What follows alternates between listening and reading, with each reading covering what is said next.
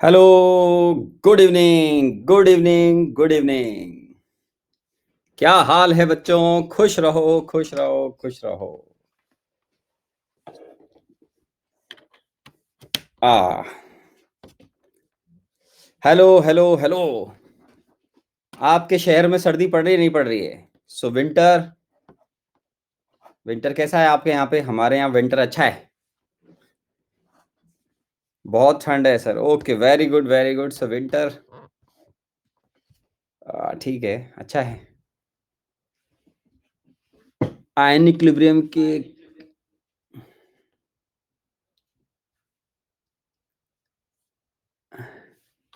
Okay, okay, okay. खुश रहो बेटा, खुश रहो, खुश रहो। अरे बाप रे, 4 डिग्री! सलाम मिस्टर बी हसन, सलाम, सलाम, सलाम। आदाब अर्ज़ है। सभी को प्यार भरा ना।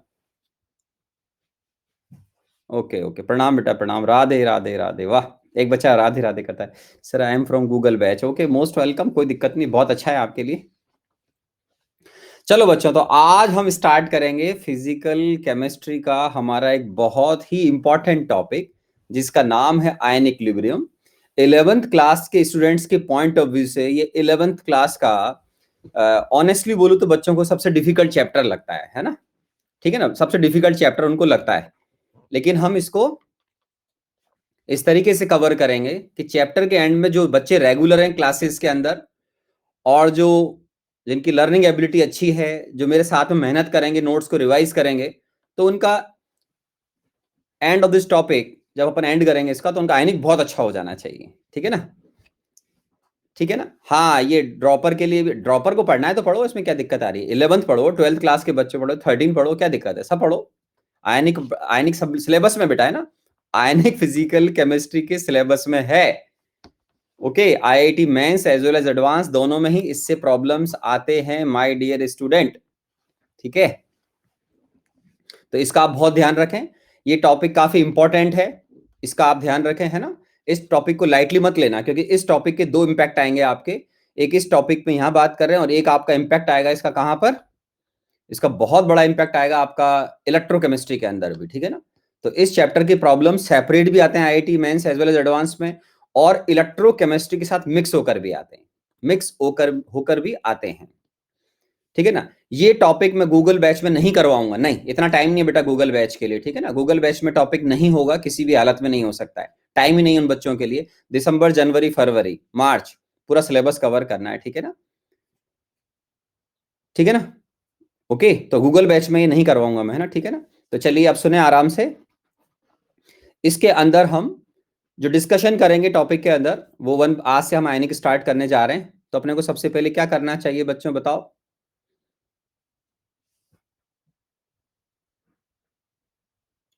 मुझे अभी कुछ ज़्यादा इन्फॉर्मेशन नहीं है इन चीज़ों के बारे में। ठीक है ना? तो अपन पढ़ना शुरू करते हैं, टाइम नहीं खराब करेंगे बेटा अभी, है ना? ठीक है ना? तो बच्चों बोलो, जो भी भगवान आपको अच्छे लगते हैं उनको याद कर लें। बोलिए गणेश जी भगवान की जय। जिसको अल्लाह अच्छे लगते हैं उनको याद करें, वाहे गुरु, ईसा मसीह, भगवान महावीर, भगवान बुद्ध, जो आपको अच्छे लगते हैं उनको याद कर लें। ठीक है, तो टॉपिक स्टार्ट करते हैं प्यारे बच्चों। ठीक है, तो ये जो इंपॉर्टेंट टॉपिक है, इसको आज हम स्टार्ट करने जा रहे हैं। कोई स्टूडेंट अगर गलती से आज फर्स्ट टाइम जुड़ा हो, तो welcome in international certified Ironman class. ठीक है, अगर कोई पहली बार जुड़ा हो तो बहुत ही अच्छी बात है, और नहीं तो पुराने बच्चे हैं, आप सिंसियरली पढ़ते रहें बेटा। इसका is the limit for you. Okay, तो चलिए अब देखिए, पहले मैं बिल्कुल बेसिक सी बात को फटाफट फिनिश करूंगा, फिर हम आयनिक के ऊपर आ जाएंगे डायरेक्ट। अगर आप आयनिक इक्विलिब्रियम को स्टार्ट कर रहे हैं, तो इसको सबसे पहले आपको एक बेसिक सा नॉलेज होना चाहिए। जो भी बच्चे ने आज ज्वाइन करा है, वेरी गुड। उस बच्चे को मैं केवल ये सजेस्ट करूंगा, मिस्टर उमर ने जैसे बोला आज ही ज्वाइन करा है, तो बेटा आपको क्या करना चाहिए? जो कॉन्सेप्ट ऑफ एसिड बेस है, वो हमने मोल कॉन्सेप्ट के एंड के 2 लेक्चर में कवर कर लिया है। तो किसी स्टूडेंट को अगर कॉन्सेप्ट ऑफ एसिड बेस बिल्कुल नहीं आता है, तो मेरी लास्ट 2 मोल कॉन्सेप्ट की जो क्लास है उनकी रिकॉर्डिंग को सुन लेगा, तो उसका कॉन्सेप्ट ऑफ एसिड बेस भी क्लियर हो जाएगा। ठीक है ना? ठीक है ना? ओके, ठीक है ना? अगर कोई बच्चा आज पहली बार आया तो उसको कोई टेंशन लेने की जरूरत नहीं है। हाँ हाँ, टाइट्रेशन भी आती है बेटा इसके अंदर। आयनिक की टाइट्रेशन तो बहुत इंपॉर्टेंट होती है आईआईटी एडवांस के पॉइंट ऑफ व्यू से। ठीक है ना? ठीक है ना? Okay, very good. एक बच्चे ने बोला है उसने 3.5 किलोमीटर रन किया है। Very nice, very nice, very nice. तो अभी आप क्लास करते रहें, रेगुलर क्लासेस करें। अब आपको क्लास एक भी मिस नहीं करने आने की, क्योंकि इसमें अगर आपका एक बार कंटिन्यूएशन टूट गया तो आपको बहुत प्रॉब्लम हो जाएगी इस टॉपिक में। ओके, तो फर्स्ट से लेकर अब लास्ट टॉपिक तक, इसके अंदर लास्ट अपना जो सब टॉपिक होगा वहां तक आपको कंसंट्रेट करना है। चलो ठीक है, ठीक है ना। अब मैं स्टार्ट करता हूं बच्चों अपनी क्लास को। तो सबसे पहले क्या करना चाहिए जल्दी बताओ, क्या करना चाहिए अब सिंसियर बच्चों के लिए, क्या करना चाहिए जल्दी बताओ, बताओ। चैट बॉक्स ऑफ करनी चाहिए, ठीक है। लाफिंग बुद्धा बेटा दूर हो गया, ग्रीन इसके चक्कर में तो बहुत दूर हो गया, वो नहीं आ पाएगा अपना लाफिंग बुद्धा इसमें, है ना, ठीक है ना। हाँ, कॉपी निकाल लो और उसमें लिखते रहिएगा, या फिर आप लेक्चर के एंड में नोट्स को आप डाउनलोड कर सकते हैं, वो आपकी मर्जी है। वैसे साथ में नोट करते हुए चलेंगे तो अच्छा रहेगा, ठीक है ना। और मैं फिर रिपीट कर रहा हूं, जिन बच्चों को कॉन्सेप्ट ऑफ एसिड बेस अगर नहीं आता है तो मेरे मोल कॉन्सेप्ट के लास्ट 2 लेक्चर देख ले, उनके अंदर उनका डिटेल है, तो आईआईटी एडवांस के हिसाब से, मेंस के हिसाब से उनके लिए यूजफुल होगा, ठीक है। चलिए आगे बढ़ते हैं प्यारे बच्चों। So once again welcome in evening session. तो अब देखो मेरे प्यारे बच्चों, हम बात कर रहे हैं इलेक्ट्रोलाइट्स की, माय डियर स्टूडेंट। इलेक्ट्रोलाइट्स की जब हम बात करते हैं तो on the basis of their dissociation nature in water, बच्चों को मैंने कॉन्सेप्ट ऑफ एसिड बेस के अंदर ये चीजें बता दी थी, पर मुझे मालूम था कुछ बच्चे उस आज पहली बार आएंगे, तो उनके लिए बता रहा हूं। बेटे हमें आयनिक के अंदर ही दोनों ही इलेक्ट्रोलाइट काम आएंगे। कौन कौन से? स्ट्रॉन्ग इलेक्ट्रोलाइट, ये सब बच्चे जानते हैं गूगल बैच के, substances which are largely dissociated in water, almost इनका डिसोसिएशन हो जाता है। हाँ, चैट बॉक्स बंद कर देता हूं। अच्छा, एक मिनट, चलो चैट बॉक्स ऑफ कर देते हैं, बच्चे बोल रहे हैं, अच्छी बात है बेटा, ये तो सिंसियरली पढ़ने में बहुत हेल्प मिलती है उससे ना। आप सिंसियरली सुनते जाइएगा, ये इजी पार्ट है जिसको हम बहुत टाइम नहीं देंगे, क्योंकि हमने ऑलरेडी इसको कॉन्सेप्ट ऑफ एसिड बेस में टाइम दिया था बेटा। स्ट्रॉन्ग इलेक्ट्रोलाइट, सब्सटेंसेज जिनको वाटर में डिसॉल्व करने के बाद जो ऑलमोस्ट डिसोशिएट हो जाएंगे, क्या हो जाएंगे? ऑलमोस्ट डिसोशिएट हो जाएंगे, ठीक है ना, उनको बोलते हैं स्ट्रॉन्ग इलेक्ट्रोलाइट। बहुत इजी सा पार्ट है, ठीक है। जैसे HCl हुआ, HBr हुआ, HNO3 हुआ, तो मैंने आपको बताया था कि जैसे मान लीजिए QH है, तो इसको मैं फटाफट खत्म करूंगा। मान लीजिए इसकी कंसंट्रेशन C है, तो ऐसा हमने मोल कॉन्सेप्ट के अंदर भी सीखा हुआ है। तो आप उस स्ट्रॉन्ग इलेक्ट्रोलाइट को 100% आयनाइज कर देंगे, जब तक एग्जामिनर आप कुछ मेंशन नहीं करेगा, ठीक है। तो K plus plus OH minus, तो आयनिक में ही हमारा ह्यूमन राइट होता है कि अगर एग्जामिनर मेंशन नहीं करता है तो हम स्ट्रॉन्ग इलेक्ट्रोलाइट को 100% आयनाइज कर देते हैं। वीक इलेक्ट्रोलाइट्स, ये बहुत ज्यादा इंपॉर्टेंट है इस चैप्टर के अंदर, जो पार्शियली आयनाइज होंगे बच्चों। जैसे एनिलीन को वाटर में डिसॉल्व किया आपने, बेंजोइक एसिड को डिसॉल्व किया, फॉर्मिक एसिड को डिसॉल्व किया, एसिटिक एसिड को डिसॉल्व किया, तो बेटे ये पार्शियली आयनाइज होंगे। Only to a dissociate only to a small extent in aqueous solution, means आप जब इनके वाटर के अंदर एक्वस सॉल्यूशन बनाएंगे तो ये पार्शियली आयनाइज होते हैं, ठीक है ना। जैसे एसिटिक एसिड है, तो एसिटिक एसिड वाटर के अंदर पार्शियली आयनाइज होगा। तो इनके बारे में अभी हम डिस्कस करेंगे, तो इसमें कोई टेंशन वाली बात तो है नहीं, इसमें तो अपने पास काफी टाइम है। आयनिक में इन्हीं को सीखना है। तो आयनिक के अंदर इन दोनों का काफी इंपॉर्टेंट रोल है, किसका बेटा? स्ट्रॉन्ग इलेक्ट्रोलाइट और वीक इलेक्ट्रोलाइट का। ऐसे इलेक्ट्रोलाइट जो वाटर के अंदर डिसोशिएट नहीं होंगे, substances which do not dissociate, तो जैसे यहां देख रहे हैं ग्लूकोज हुआ बेटा, आपने पानी में सुक्रोज को डिसॉल्व किया, तो ये आयंस प्रोवाइड नहीं करते हैं, तो ये है नॉन इलेक्ट्रोलाइट। तो ये हमारे आईआईटी के हिसाब से इस चैप्टर में इनकी कोई ग्रेट इंपॉर्टेंस नहीं है, काम नहीं आएंगे पीएच कैलकुलेशन वगैरह के अंदर, क्योंकि वाटर में ना तो H प्लस देंगे ना OH माइनस देंगे, ठीक है। तो उसकी वजह से इनके लिए ऐसा बोलूं सीधा सीधा, इस चैप्टर में कोई जगह नहीं है, तो गलत नहीं होगा। Okay fine. तो ये तो हमने बात की है किसकी बेटा? आयनिक्यूरियम के अंदर इलेक्ट्रोलाइट्स की। अब नॉलेज के लिए मैं अभी, जैसे अभी आपको अभी आऊंगा मैं आयोनाइजेशन ऑफ वाटर के ऊपर, तो यहां से अपना चैप्टर सिस्टमैटिक स्टार्ट होगा। मैंने आपको एक पार्ट बताया था बच्चों कॉन्सेप्ट ऑफ एसिड बेस के अंदर, उसको भी आप बच्चे नोट कर लेना, कोई बुराई नहीं है। वो क्या है बेटा? एग्जिस्टेंस, कि अगर आपको ब्रॉन्स्टेंट लोरी, ठीक है ना, H plus and OH negative ion in in water, ठीक है, आराम से सुनिएगा। हम वाटर के अंदर अगर H प्लस या OH नेगेटिव आयन के एग्जिस्टेंस की बात करते हैं, तो जिन बच्चों ने मेरा ब्रॉन्स्टेंट लोरी कॉन्सेप्ट सुना था वो जानते हैं कि उन्होंने H प्लस आयन के एग्जिस्टेंस को हाइड्रोनियम आयन की फॉर्म में एक्सेप्ट किया था, ठीक है ना। मैं आपको आईआईटी मेंस में अगर पूछते हैं तो उसके हिसाब से पहले गाइड कर देता हूं कि होता क्या बेटा, जो वाटर के अंदर H प्लस आयन होता है ये वीकली अट्रैक्टेड होता है विद वाटर मॉलिक्यूल, ठीक है। उसमें ऑक्सीजन जो होता है इलेक्ट्रोनेगेटिव एलिमेंट ज्यादा होता है, तो उसके साथ में ये वीक इंटरेक्शन फील करता है, ठीक है। तो हम क्या करेंगे कि अगर आपसे आईआईटी जेईई में पूछते हैं ये कि किस किस फॉर्म में ये एग्जिस्ट करता है, तो आप क्या करना कि H प्लस आयन के एग्जिस्टेंस को वाटर के अंदर, आराम से सुनिएगा आप, इसको इतनी सारी फॉर्म में आपको अगर आईआईटी मेंस से पूछेंगे तो ऐसे लिखना H2O की पावर n और सॉरी इनटू n और ऐसे H प्लस लिख लेना इसको, where n is equal to 1 2 3। ठीक है, तो 1 2 3 इस तरीके से चलेगा ये। तो यहां पर जैसे मान लीजिए अगर आपने n को 1 लिया मेरे प्यारे बच्चों, तो n 1 का मतलब है आप यहां पर n की वैल्यू 1 रखो, तो H2O और H प्लस आयन तो हो जाएगा H3O प्लस आयन, जिसको हम क्या बोलते हैं, हाइड्रोनियम आयन। ठीक है, तो इस हाइड्रोनियम आयन की वाटर के अंदर जो एग्जिस्टेंस है H प्लस आयन का, वो हाइड्रोनियम आयन की फॉर्म में हम एक्सेप्ट कर रहे हैं अगर हम n का वैल्यू 1 मानते हैं। तो इसका मीनिंग क्या है, इसको ऐसे देखो आप कि जैसे वाटर का मॉलिक्यूल होता है तो आप उसको ऐसे लिखोगे HOH, आप बॉन्डिंग वगैरह भी पढ़ोगे, तो O जो होता है ज्यादा इलेक्ट्रोनेगेटिव एलिमेंट होता है। ठीक है ना, तो इससे आपका अट्रैक्ट होता है कौन, H प्लस आयन। तो ये H3O प्लस, इस तरीके से आप उसको अपने माइंड के अंदर रखें। ठीक है ना, मान लीजिए अगर आपने n का वैल्यू 2 लिया, तो बेटा n का वैल्यू 2 लेने के बाद क्या हो जाएगा, इसमें H2 और जोड़ दो, तो आप बोलोगे सर फिर तो ये H5, आराम से देखिए, और O2 प्लस हो जाएगा।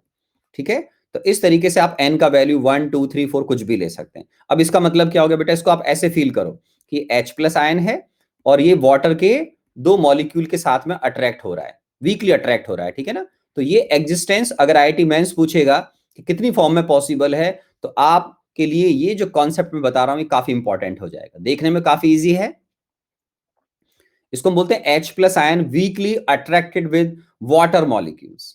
ठीक है, और जैसे आपने H प्लस आयन का लिखा है, उसी तरीके से हम एग्जिस्टेंस ऑफ OH माइनस की बात करेंगे कि OH माइनस वाटर के अंदर, मैं आपको गाइड कर दूं, आयनिक इक्विलिब्रियम चैप्टर के अंदर या तो आप सिंपल H प्लस आयन लिखेंगे आरएनएस कॉन्सेप्ट के अकॉर्डिंग, या ब्रॉन्स्टन लोरी के हिसाब से आप n इज इक्वल टू 1 लिखकर हम पीएच कैलकुलेशन वगैरह करेंगे।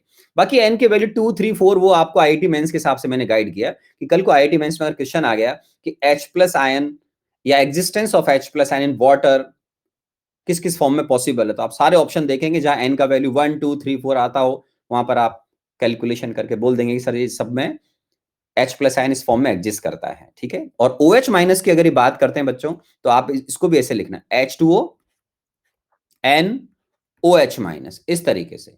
हम आयनिक में जब सॉल्व करेंगे प्रॉब्लम, तो हम एक्चुअल में आरएनएस कॉन्सेप्ट के अकॉर्डिंग करते हैं, तो हम क्या बोलते हैं, सीधा सीधा बेस वो है जो OH माइनस देता है ना। तो अधिकतर जगह NaOH KOH की हम बहुत बातें करते हैं स्ट्रॉन्ग इलेक्ट्रोलाइट में, तो वहां पर सीधा सीधा ये स्ट्रॉन्ग बेस हो जाते हैं आरएनएस के अकॉर्डिंग। ठीक है, तो इसमें अगर हम n का वैल्यू जैसे मान लीजिए अगर 1 ले रहे हैं, तो आप समझदार हैं, अपन इसमें टाइम नहीं लगाएंगे। 1 का मतलब हो गया कि एक्चुअल में जो O के ऊपर नेगेटिव चार्ज होता है बेटा, है ना, ये वाटर के H को अट्रैक्ट करेगा, तो HOH इस तरीके से। तो आप इसको इस तरीके से देखते हैं कि सर जो सॉल्यूशन के अंदर आयन है H प्लस या OH नेगेटिव आयन, वो वाटर, क्योंकि एक पोलर सॉल्वेंट होता है, उसका O ज्यादा इलेक्ट्रोनेगेटिव एलिमेंट होता है, हाइड्रोजन लेस इलेक्ट्रोनेगेटिव है, तो उसकी वजह से ऑक्सीजन जो है आपका वो इजीली अट्रैक्ट करता है किसको, यहां पर H प्लस को इस केस में, और यहां पर जो OH माइनस का के ऊपर जो O के ऊपर नेगेटिव चार्ज है वो अट्रैक्ट करता है आपके वाटर के मॉलिक्यूल के अंदर H को। आप अगर 2 दिखाएंगे तो n का वैल्यू अगर 2 लोगे मेरे बच्चों, तो फिर आप इसको इस तरीके से दिखाएंगे HO माइनस, फिर आप इसको ऐसे दिखा दीजिए HOH। ठीक है ना, या आप यहां पर HOH इस तरीके से दिखा दीजिए।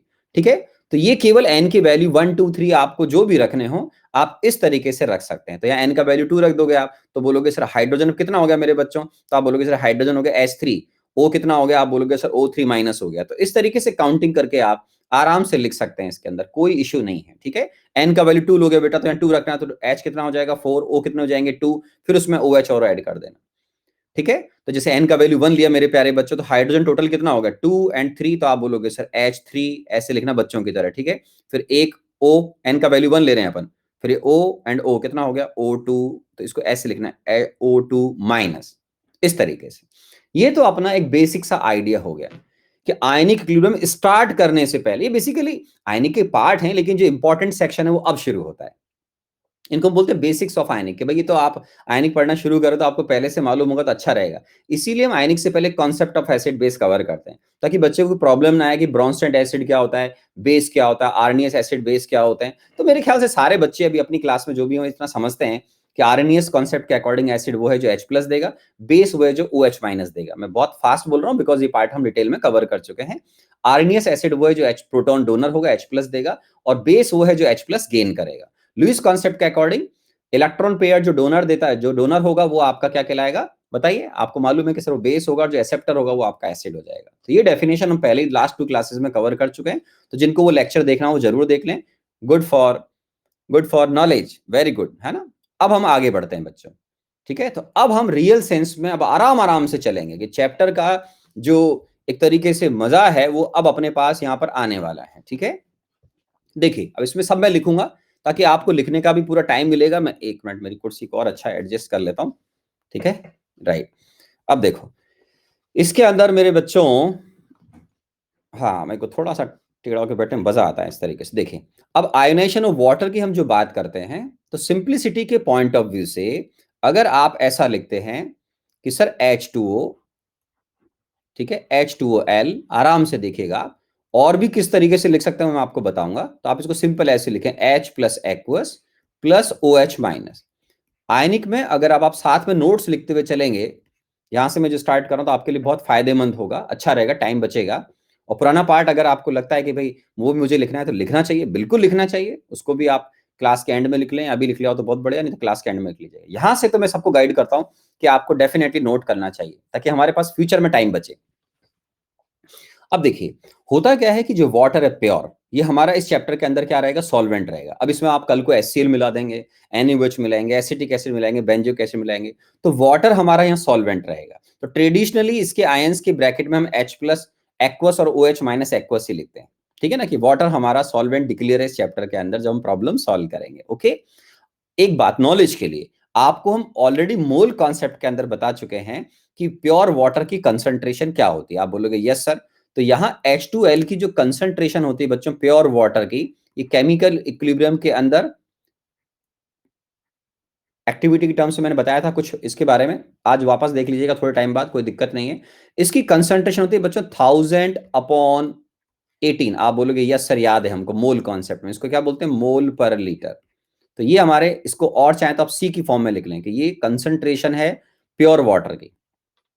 Water is a very poor conductor of electricity, आपने सुना होगा मेरे बच्चों, ठीक है ना। तो उसका रीजन क्या है कि वाटर बहुत ही कम आयनाइज होता है मेरे बच्चों, बहुत ही कम आयनाइज होता है ये वाटर।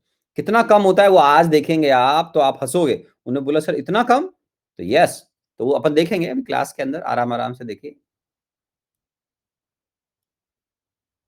ठीक है। अब देखिए हमने केमिकल इक्विलिब्रियम के अंदर स्टडी किया हुआ है कि कोई भी इलेक्ट्रोलाइट जब आयोनाइज होगा तो वो अपने कांस्टेंट आयंस में कन्वर्ट होगा। तो आराम से देखिए इसको हम कैसे लिखते हैं। केमिकल इक्विलिब्रियम में मैंने आपको डिग्री ऑफ डिसोसिएशन मेथड बताया था, ठीक है ना। तो आपको याद आएगा वो सब जो आपने मेरे साथ पहले पढ़ा हुआ वो सब यहाँ काम आने वाला है। और जिन्होंने नहीं पढ़ा है तो वो अब मेरे लेक्चर देख रहे हैं केमिकल इक्विलिब्रियम वगैरह के लिए, इतनी सारी बातें सबको आती हैं बेसिक्स।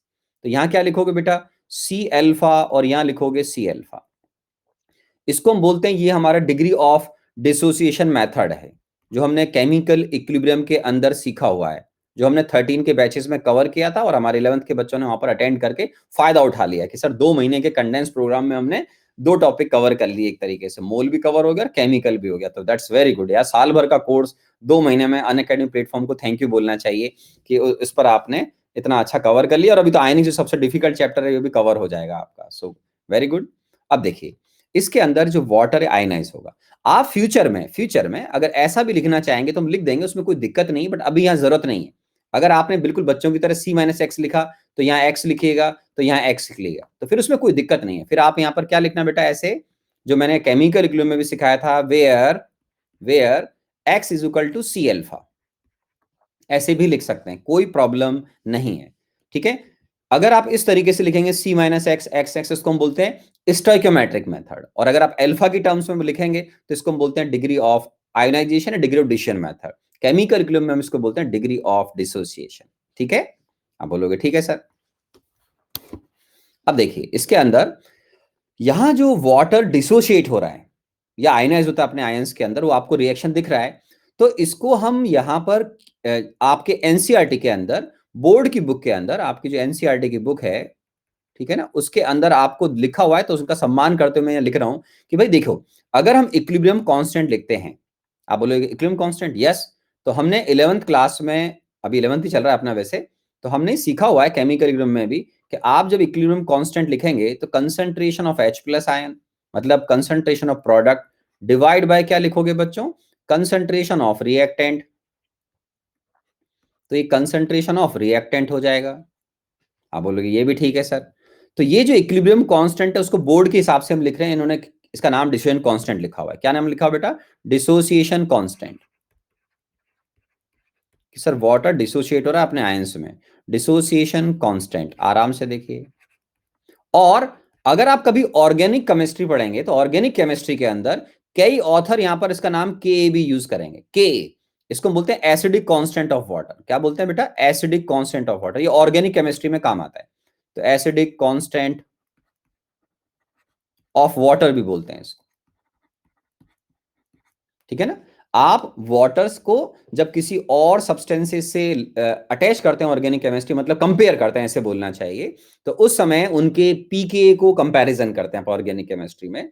तो कई ऑथर जो है इस कांस्टेंट को, केडी को क्या यूज करते हैं, के नाम भी यूज करते हैं।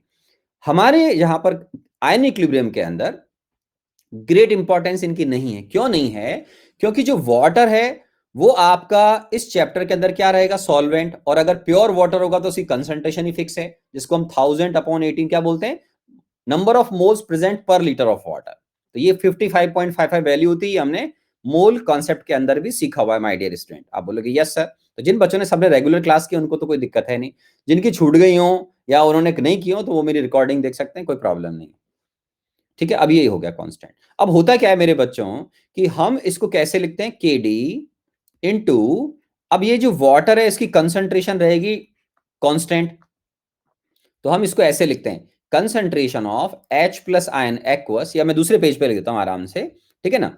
तो यहां पर हम क्या करते हैं, अब दो कांस्टेंट वैल्यूज को मिला देंगे, कौन कौन सी, के डी और क्या लिखा अपन ने, के डी और H2L। तो इसके लिए अपन नेक्स्ट पेज पे चलते हैं अभी आराम से, ठीक है। तो ये दोबारा देखिए आप कि ये इस केस में हमने जो रिएक्शन लिखा था H2OL converting into H plus ion aqueous plus OH negative ion aqueous. आप बोलोगे यस सर, ठीक है।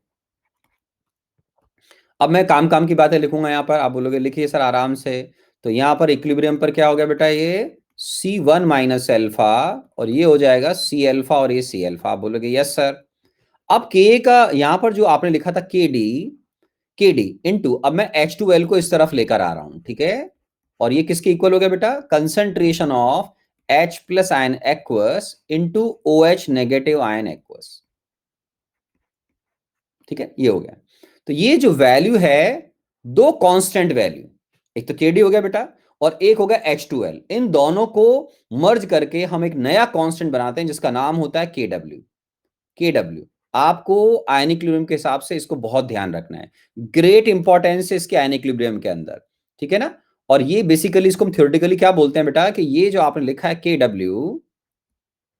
KW, ये मोलर कंसंट्रेशन जो आयंस की होगी उनकी कंसंट्रेशन के मल्टीपल के इक्वल होगा, ठीक है ना। तो KW का जो नाम रखते हैं बेटा, इसको हम बोलते हैं आयनिक प्रोडक्ट ऑफ वाटर। क्या बोलते हैं, आयनिक प्रोडक्ट ऑफ वाटर, ठीक है। तो ये हो जाएगा आयनिक प्रोडक्ट ऑफ वाटर, ठीक है ना। अब ये भी ठीक है। अब ये जो KW लिखा है आपने H plus into OH negative ion की कंसंट्रेशन का मल्टीपल, आपने बोला ठीक है सर। तो वेयर, अब आराम से देखो मेरे प्यारे बच्चों, KW किसके इक्वल हो गया, आप बोलोगे sir KD into H2OL, okay. आप बोलोगे ठीक है सर। तो KW का जो वैल्यू है, अगर आप कंसंट्रेशन और अल्फा की टर्म्स में देखोगे मेरे प्यारे बच्चों, तो ये क्या हो गया, C alpha into C alpha. आप बोलोगे यस सर। तो KW का वैल्यू हो जाएगा C स्क्वायर अल्फा स्क्वायर। आप बोलोगे ठीक है सर। अभी मैं आपको एक इंफॉर्मेशन दे रहा हूं जो आपको IIT मेंस के हिसाब से काम आ सकता है। आप बोलोगे क्या इंफॉर्मेशन है सर, वो इंफॉर्मेशन ये है कि 25 डिग्री सेंटीग्रेड पर आपको KW का वैल्यू याद करना है, कंपलसरी कंडीशन है। जो बच्चे 13 में उनको याद होता है कि KW 10⁻⁻14 के इक्वल आएगा। किसके इक्वल आएगा? 10⁻⁻14 के इक्वल आएगा, या होता है, ऐसे ही याद रखो। तो अगर एग्जामिनर आपसे केडी पूछता है तो H2L की कंसंट्रेशन क्या है बेटा? आप बोलोगे सर वो है 1000/18, तो 1000/18 हो गया। आराम सुन लें। तो अगर एग्जामिनर आपसे बोलता है केडी की वैल्यू निकालो, तो आप केडी कैसे निकालोगे बेटा? Dissociation constant of water. नाम तो लिखा था ना मैंने, नहीं तो नाम लिख लेंगे बेटा। नाम लिखा था सर, ठीक है, डिसोसिएशन कांस्टेंट ऑफ वाटर, ठीक है। तो ये जो केडी है, जिसका नाम क्या है? डिसोसिएशन कांस्टेंट ऑफ वाटर, उसको हम कैलकुलेट कर सकते हैं। आप बोलो कैसे कैलकुलेट करोगे? ठीक है ना, केडी। तो आप बोलोगे सर के W upon concentration of H2L। ये लीजिए, के डब्ल्यू कितना बेटा? 10⁻⁻14 डिवाइड बाय, अब H2L कितना बेटा? तो आप बोलोगे सर 1000/18। ये लीजिए। तो यहां से इसको जब आप सॉल्व करोगे मेरे बच्चों, तो यहां पर ये क्या वैल्यू आएगा? आप आराम से देखो। तो के डब्ल्यू का वैल्यू रखने के बाद केडी का वैल्यू कितना आ रहा है बेटा? 18 इंटू 10⁻⁻17। तो इसको आप ऐसे लिख सकते हैं 1.8 इंटू 10⁻⁻16। किस टेम्परेचर पे आ रहा है मेरे प्यारे बच्चों ये वैल्यू? तो आप बोलेंगे सर ये वैल्यू आ रहा है किस पर? 25 डिग्री सेंटीग्रेड पर। ठीक है, तो ये हमको IIT JEE के अंदर काम आ सकता है बच्चों, बहुत इंपॉर्टेंट पार्ट है। और ये जो के डब्ल्यू इज इक्वल टू आप सी स्क्वायर और अल्फा स्क्वायर देख रहे हैं, मैं 25 डिग्री सेंटीग्रेड पर IIT के अंदर आपसे ये डिग्री ऑफ आयनाइजेशन कैलकुलेट करवा सकते हैं। वेयर ये अल्फा क्या है बेटा? इस अल्फा को ट्रूली आपको बोलना चाहिए डिग्री ऑफ आयोनाइजेशन। कुछ ऑथर इसको डिसोसिएशन भी बोलेंगे, तो डिग्री ऑफ आयोनाइजेशन या डिसोसिएशन बोल दीजिए। बेटर तो आयोनाइजेशन है, लेकिन कोई बात नहीं, चलता है, केमिकल रूम पढ़ के आ रहे हैं अपन तो चलेगा। ठीक है ना, तो degree of ionization of water बोलते हैं हम इसको। तो एग्जामिनर आपको 25 डिग्री सेंटीग्रेड पर अल्फा की वैल्यू भी कैलकुलेट करवा सकता है। किसकी वैल्यू कैलकुलेट करवा सकता है बेटा? अल्फा की वैल्यू भी एग्जामिनर आपसे कैलकुलेट करवा सकता है। तो उसके लिए हम क्या करेंगे, आराम से देखिए। के डब्ल्यू की वैल्यू आपने देखी 10⁻⁻14। सी स्क्वायर का वैल्यू अपन निकाल लेंगे बेटा। अब अल्फा स्क्वायर, तो अल्फा इसकी वैल्यू देखो आराम से, मैं नई स्लाइड लेता हूं कि इसमें अब आप देखो के डब्ल्यू किसके इक्वल है बेटा? K W is equal to C square into alpha square. ठीक है, अब हम क्या बात कर रहे हैं? 25 डिग्री सेंटीग्रेड पर। तो 25 डिग्री सेंटीग्रेड पर ये वैल्यू कितना है? आपने बोला सर एक वैल्यू तो याद करोगे, मैं बोल रहा हूं याद करिएगा तो कर लीजिएगा। अब सी स्क्वायर की वैल्यू रखो, सी की वैल्यू 1000/18, ठीक है, स्क्वायर इंटू अल्फा स्क्वायर। तो आप बोलोगे ये भी ठीक है सर। तो यहां से अल्फा क्या हो गया बेटा? √10⁻⁻14 का √10 कितना हो गया? -7। आप बोलोगे यस सर। डिवाइड बाय, इसका भी अंडर रूट ले लो, 1000 अपॉन क्या हो गया बेटा? ये 18 हो गया। आप बोलोगे बात तो सही लग रही है सर। तो ले देकर मेरे पास ये हो गया 18 इंटू 10⁻⁻10। आप बोलोगे यस सर। तो यहां से अगर आप अल्फा देखेंगे तो अल्फा क्या हो गया मेरे बच्चों? 1.8 इंटू 10⁻⁻9। ये आपसे IIT मेंस या एडवांस दोनों में ही पूछा जा सकता है।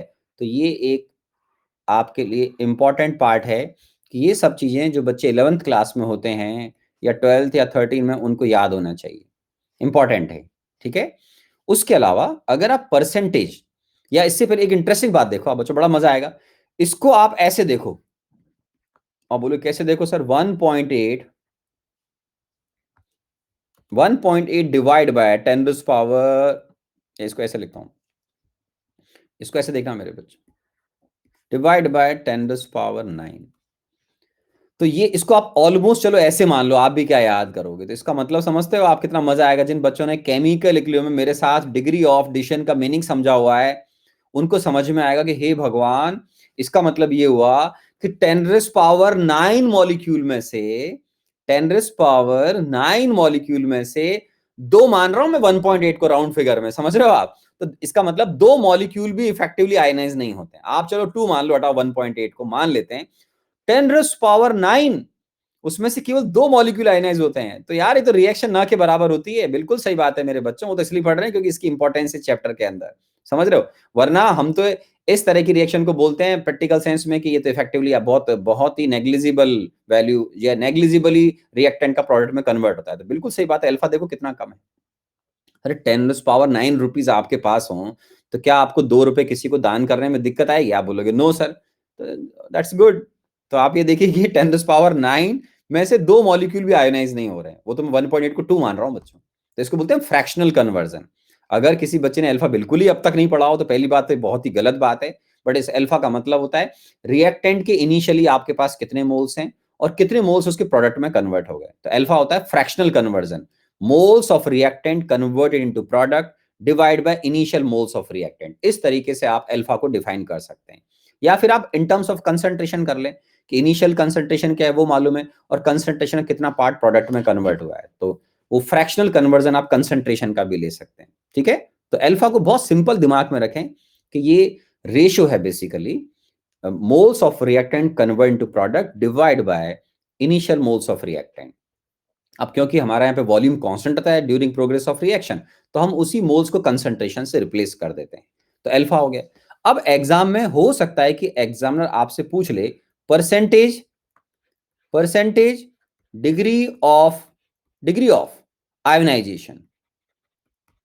अगर एग्जामिनर ने आपसे पूछ लिया परसेंटेज डिग्री ऑफ आयोनाइजेशन, तो ये हो जाएगा मेरे बच्चों, इसका मतलब होता है अल्फा को अब आपको 100 से मल्टीप्लाई करना है। किससे मल्टीप्लाई करना है? 100 से। तो इसका मतलब परसेंटेज अल्फा की बात कर रहे हैं अपन।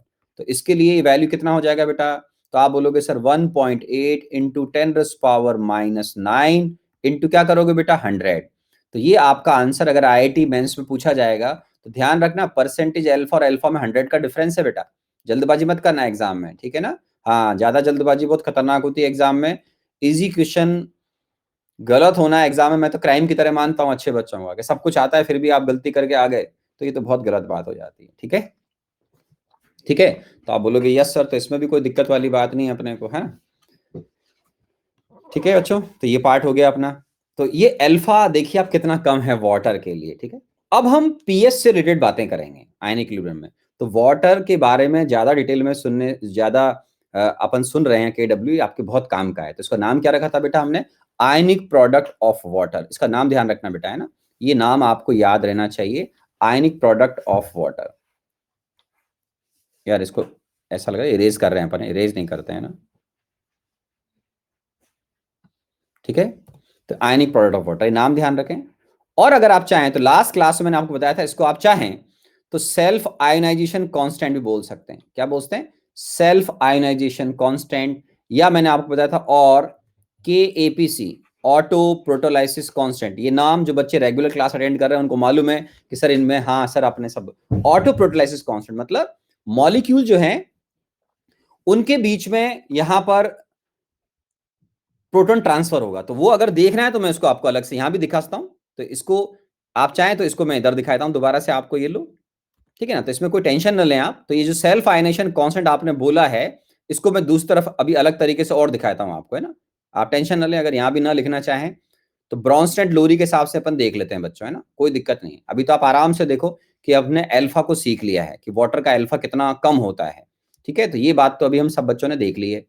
आप बोलोगे यस सर, आराम से देख लीजिए। अब मैं नेक्स्ट पार्ट पे आता हूं। चलो उससे पहले एक बात और कर लेते हैं अपन, कि मान लो अगर एग्जाम में रिएक्शन को हम ऐसे लिख देते हैं। किस तरीके से बेटा बता रहा हूं मैं आपको। सपोज आपने ऐसे लिख दिया, कोई बुराई नहीं है, H2L प्लस H2L। अगर आप ब्रॉन्स्टेड लोरी को इंपॉर्टेंस दे रहे हैं तो रिएक्शन को ऐसे लिखेंगे। ठीक है, और अगर आप आर्नियस को इंपॉर्टेंस दे रहे हैं, बिल्कुल सिंपल लेवल पे लिखना चाहते हो, बिल्कुल सिंपल, तो ये आप आर्नियस कॉन्सेप्ट के अकॉर्डिंग लिख रहे हैं, बिल्कुल सिंपल के सर हम तो H प्लस आयन और OH नेगेटिव आयन की टर्म्स में बात करना चाहते हैं। लेकिन अगर आप वाटर के अंदर एग्जिस्टेंस H प्लस आयन का हाइड्रोजन आयन की फॉर्म में ले रहे हैं, जिसको एक्सेप्ट किसने किया था? ब्रॉन्स्टेड लोरी ने। तो उसकी वजह से आप यहां पर लिख दीजिए कि ये H3O plus plus OH minus, ये आ जाएगा। ठीक है, तो यहां पर हम जो ध्यान रखना, H3 plus ion nothing, H plus ion weakly attracted with water molecule होता है। तो ये दोनों को इक्विवेलेंट माना जाएगा। मतलब आपने जो रिएक्शन लिखा है और कोई स्टूडेंट अगर ऐसे लिख रहा है तो इन दोनों को इक्वल इंपॉर्टेंस दी जाएगी आयनिक इक्विलिब्रियम के अंदर, कोई प्रॉब्लम नहीं है। ठीक है, कोई दिक्कत नहीं है। यहां पर अब आपने ब्रॉन्स्टन लोरी था मेरे नाम से, सॉरी मेरे साथ में, तो आपको ध्यान आएगा कि ये दो वाटर के मॉलिक्यूल के बीच में H+N ट्रांसफर हो रहा है। आपने बोला ठीक है, तो इसको हम बोलते हैं, जो आपने पहले बोला था, सेल्फ आयनेशन कांस्टेंट बोल दीजिए, या आप ऑटो प्रोटोलाइसिस कांस्टेंट बोल दीजिए, या KW बोल दीजिए। जो वर्ड आपको अच्छा लगे आप तो वो लिख दो, इसमें कोई टेंशन नहीं है बच्चों, ठीक है ना। तो अगर आप यहां पर लिखते हैं तो KW इज इक्वल टू, अपन क्या लिखेंगे बेटा, यहाँ KW इज इक्वल टू क्या लिखोगे मेरे प्यारे बच्चों, तो आप बोलोगे सर हम वही लिखेंगे जो आप सोच रहे हो, concentration of H3O plus into OH negative ion, aqueous, ठीक है ना, ये एक्वस, वो ब्रैकेट में नहीं लिखा है, मैंने यहाँ लिखा हुआ है ना। तो ये आपके आयंस की मोलर कंसंट्रेशन के मल्टीपल होगा, है ना। कंफ्यूज नहीं होना है कि सर दो वाटर के मॉलिक्यूल है, तो बेटा ये H3 plus ion is nothing, H plus ion weekly attracted water molecule होता है। अगर आप ब्रॉन्स्टन लोरी कॉन्सेप्ट को आपने मेरे मुंह से सुना है, पढ़ा है लास्ट क्लास में, तो आपको दिक्कत ही नहीं आएगी। और आप सिंपल चलना चाहते हैं कि सर हम तो ये अच्छा लग रहा है हमको तो लिखने में, एनर्जी कंजर्वेशन, तो यस यू कैन, आप इसको देख सकते हैं, इसमें कोई प्रॉब्लम वाली बात नहीं, ठीक है। तो अब हम यहां से आगे बात करेंगे कि इस चैप्टर में अब अधिकतर समय, more than 75% time pH calculation की बातें चलेंगी, जो इनिशियल फेज बच्चों को इजी लगता है, और बाद में जो बच्चे रिवाइज नहीं करते हैं उनको चैप्टर डिफिकल्ट लगना शुरू हो जाता है। तो मेरी यही सिंसियर एडवाइस सब लोगों को, सभी प्यारे बच्चों को, कि अब आपको रेगुलर क्लास करनी, किसी को भी छोड़ो मत, कंटिन्यूटी खराब नहीं होनी चाहिए चैप्टर के अंदर। तो ये चैप्टर में अब इंपॉर्टेंट सेक्शन हमारा स्टार्ट होने जा रहा है, जिसको हम बोलते हैं पीएच डेफिनेशन या पीएच स्केल, या how we can calculate pH, ठीक है। तो इसमें तो कोई दिक्कत नहीं, किसी प्यारे बच्चे को मैं पहले पूछ लेता हूं, फिर हम आगे बढ़ेंगे, ठीक है। अननेसेसरी क्वेश्चन ना हो तो फालतू क्वेश्चन मत करना बेटा, है ना। मैं पूछ लेता हूं, जो बोर्ड पे लिखा हुआ उसमें किसी प्यारे बच्चे कोई दिक्कत, एनी स्टूडेंट कोई दिक्कत मेरे किसी प्यारे बच्चे को, वेरी गुड, जो भी बच्चे रेगुलर है उनको कोई तकलीफ नहीं आने वाली है, ठीक है, फुल क्लियर, वाह। सर आरएनएस क्या लिखा, एक बच्चे ने कुछ लिखा था यार, एपीसी का फुल फॉर्म, हाँ बच्चों लिख लो इसको, एपीसी का फुल फॉर्म अपनी क्लास में आया था बच्चों, यस और नो, ऑटो प्रोटोलाइसिस कांस्टेंट, एक ही बात है, ठीक है। और अगर किसी ने इसका भूल गया हो तो इसका नाम क्या था बच्चों, जल्दी बताओ, सेल्फ आयोनाइजेशन कांस्टेंट, ठीक है। प्रोटोलाइसिस बेटा, ऑटो प्रोटोलाइसिस का मतलब है प्रोटॉन का ट्रांसफर हो रहा है इन दोनों के बीच में, इसका मतलब इस बच्चे ने हमारी ब्रॉन्स्टन लोरी कॉन्सेप्ट की क्लास नहीं करी है इसने, है ना, ठीक है ना। हाँ मैंने आखिरी क्लास में बताया था, ये बच्चे रेगुलर नहीं है, इसका मतलब sir water bad conductor of electricity होता है, यस बिल्कुल सही बात है बेटा, क्यों, ये आयन में कितना कम आयनाइज हो रहा है, आप देखो ना, 10⁻⁹ मॉलिक्यूल में से 2 मॉलिक्यूल आयनाइज हो रहे हैं बेटा, फील करा तो दिया आपको, फील करा दिया है मैंने आपको, का वीडियो देखा था इसलिए काफी है क्या, नहीं, अगर आपने मेरा केमिकल का वीडियो देखा था तो आप केमिकल में क्लास भी कर लो मेरी सारी, 13 के अंदर सारी क्लासेस हो गई इसमें, ठीक है ना, ठीक है। तो यहां पर हमारा जो पार्ट है, अब ध्यान रखना, ये जो केडी है, KW है बच्चों, इसको हम आगे जाकर true thermodynamic equilibrium constant of water भी मानते हैं, क्या मानते हैं, इसको आगे जाकर आप फ्यूचर में इलेक्ट्रोकेमिस्ट्री पढ़ोगे तो इसको हम thermodynamic equilibrium constant of water भी बोलते हैं। मतलब आपको IIT जेई में जब भी बात करेंगे इक्विलिब्रियम कांस्टेंट ऑफ वाटर की, कुछ भी मेंशन नहीं है तो वो KW जाएगा, इलेक्ट्रोकेमिस्ट्री में आप इसी को ग्रेट इंपॉर्टेंस देंगे सर, है ना।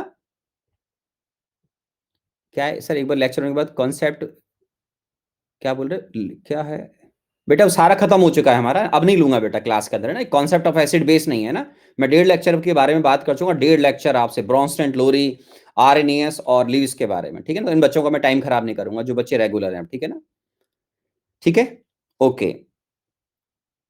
कैलकुलेटर क्या है, वो कैलकुलेशंस KW वाला क्या है, कौन सा KW का कैलकुलेशन, वो सारा बता दिया बेटा, वो याद रखना है, टेम्परेचर 25 डिग्री सेंटीग्रेड पर KW का वैल्यू 10⁻⁻14 होता है, रेगुलर क्लास करना सीख जाओ बेटा, इसी में भलाई है आपकी, है ना, ठीक है, ओके, रेगुलर क्लास करो बेटा, है ना। कुछ बच्चे ऐसा लग रहा है शायद पहली बार आए यहाँ पर क्लास के अंदर, तो उनको मैं सजेशन दूंगा, मजाक मत बनाओ बेटा स्टडी को, है ना, IIT की प्रिपरेशन सिस्टमेटिक करो, आपको बहुत फायदा मिलेगा, और आप बहुत जल्दी जो है, आप बहुत जल्दी एक अच्छे स्टूडेंट में कन्वर्ट हो जाएंगे, ठीक है।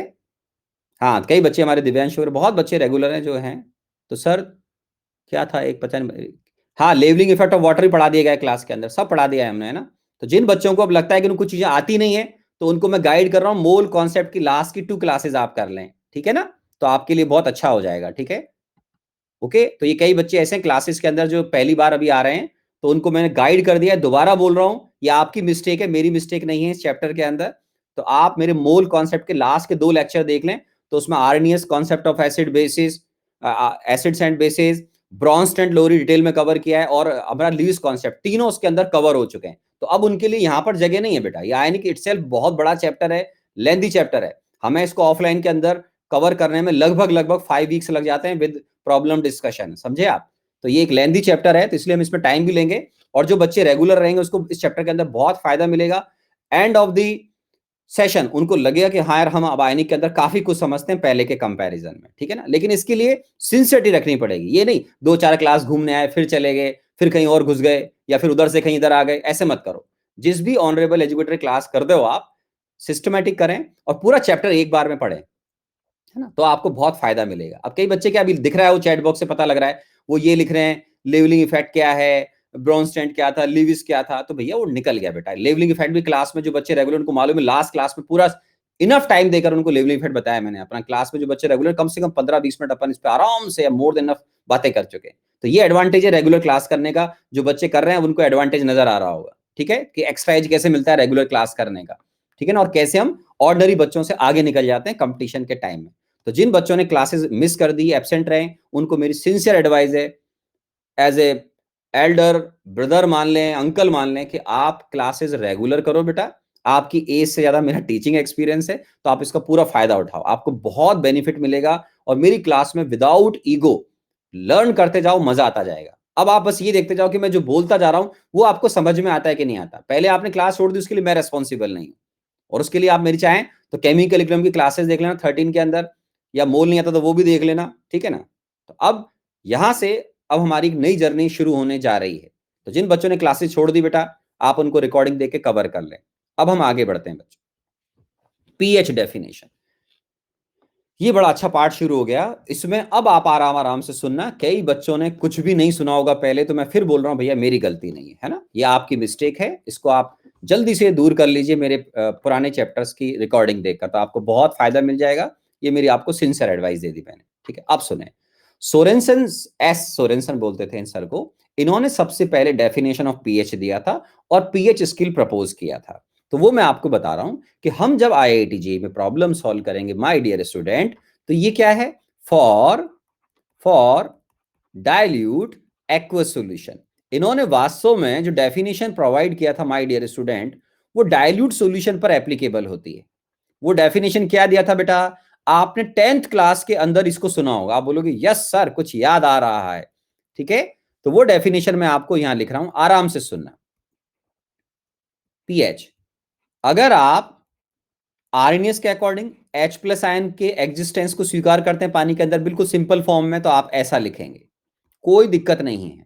या फिर कोई स्टूडेंट अगर ब्रॉन्स्टेंट लोरी के हिसाब से चलना पसंद करता है, वाटर के अंदर आप एग्जिस्टेंस हाइड्रोनियम आयन की फॉर्म में लिखना पसंद करोगे, तो आप लॉग यहां पर H3O+ लिखोगे,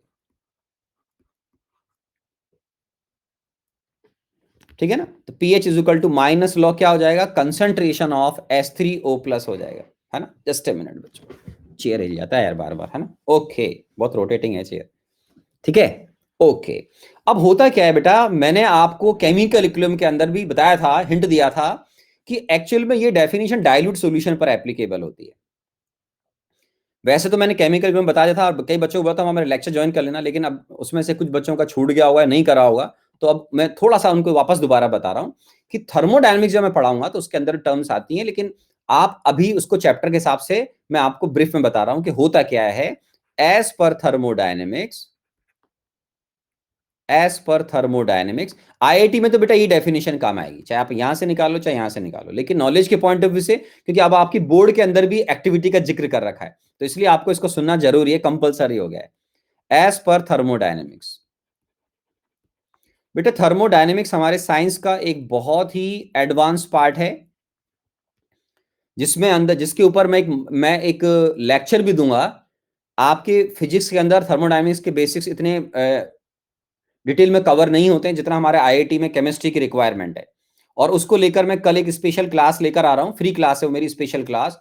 तो उसमें मैं शाम को 6 बजे से 8 बजे तक 2 घंटे पढ़ाऊंगा आपको बेसिक्स ऑफ थर्मोडायनेमिक्स पार्ट 1। आप अगर चाहते हैं कि आप एक्स्ट्रा कुछ एज आ जाए आपके पास, ऑर्डिनरी बच्चों से आप आगे निकलना चाहते हैं कंपटीशन के टाइम में, तो वो थर्मोडायनेमिक्स को सीखने में आपकी बहुत हेल्प करेंगे। 2 क्लासेस होंगी, कल 6 से 8, और नेक्स्ट डे केवल 1 घंटे की क्लास है, 1.5 घंटे क्लास होगी, और वो होगी रात को 9 बजे से 10:30 बजे तक, थर्सडे एंड फ्राइडे। फ्राइडे रात को 9 से 10:30, और कल क्लास होगी मेरी ये शाम को 6 बजे से 8 बजे तक। तो इसमें अगर आप आएंगे तो आपको इसमें काफी एडवांटेज मिलेगा, अगर आप चाहते हैं कि हमारे को कुछ सीखना है। जैसे कई बच्चों ने मेरी क्लास रेगुलर की है, तो उनके पास अभी से एक्स्ट्रा एज मिलने लग गया उनको, और उन्होंने देख भी लिया अभी चैट बॉक्स, उनको पता लग गया कि कितने बच्चों से भी आगे निकल चुके हैं और निकल जाएंगे आगे। ठीक है, तो आप रेगुलर क्लास करते रहिएगा। तो अब सुने, as per thermodynamics my dear student, होता क्या है बेटा, लॉ के अंदर आप चैंपियन भी है मैथ्स के, यूनिट नहीं आनी चाहिए। तो हमारा जो थर्मोडायनेमिक्स है वो क्या बोलता है कि पीएच का जो डेफिनेशन है एक्चुअल में सर, पीएच का जो डेफिनेशन है, राइट, वो क्या होना चाहिए, वो पीएच का डेफिनेशन होना चाहिए पीएच, ये थर्मोडायनेमिक्स के हिसाब से। सुनते जाइएगा अगर किसी बच्चे ने नहीं सुना है तो, और जिन्होंने मेरे को केमिकल इकोनॉमी में सुन लिया उनको तो कोई दिक्कत वैसे भी नहीं आने वाली। तो जिन्होंने नहीं सुना है वो भी सुन लो बेटा, आपकी हेल्प कर रहा हूं, आपकी हेल्प कर रहा हूं। इसको बोलते हैं activity of H plus ion. ये जो AH प्लस है बेटा, वेयर AH प्लस, इसका मतलब मैं लिख रहा हूं आपको, मैंने केमिकल इकोनॉमी में सिखाया था, activity of H plus ion. अगर वास्तव में अपने आप को IIT एडवांस से तैयार करना चाहते हैं तो क्लासेस को रेगुलर करते रहिए। अब होता क्या है मेरे बच्चों, में आपको सिखा रहा हूं, एक्टिविटी का कोई यूनिट नहीं होता है, एक्टिविटी नो यूनिट। ठीक है ना, आईआईटी में भले ही काम नहीं आएगा, लेकिन मैं आगे आपको बता रहा हूं कि बोर्ड की बुक ने क्या लिख दिया है, वो 2 लाइन लिखकर चले गए। मैं थोड़ा सा और नॉलेज आपकी बढ़वा देता हूं कि ये जो एक्टिविटी होता है मेरे प्यारे बच्चों, ये एक्चुअल में activity coefficient into molar concentration of H plus ion divide by C not होता है। क्या होता है? C not. तो ये मैंने केमिकल इक्विलिब्रियम में बच्चों को पढ़ाया था। तो मैंने क्या बोला, जो रेगुलर रहेंगे उनको बहुत फायदा मिलेगा, तो उन्होंने सुना था। ये जो C नॉट होती है मेरे प्यारे बच्चों, इसको बोलते हैं स्टैंडर्ड कंसंट्रेशन। क्या बोलते हैं बेटा? Standard concentration. ये कंसंट्रेशन फिक्स होती है मेरे बच्चों। स्टैंडर्ड कंसंट्रेशन कितनी होती है? 1 m। ठीक है, और ये जो गामा लिखा है आपने, ठीक है, एक्टिविटी ए को क्या बोलते हैं? एक्टिविटी। यहां लिखा मैंने activity of H plus ion, ऐसी गामा H प्लस एन का मतलब है एक्टिविटी कॉफिशिएंट। तो एक्टिविटी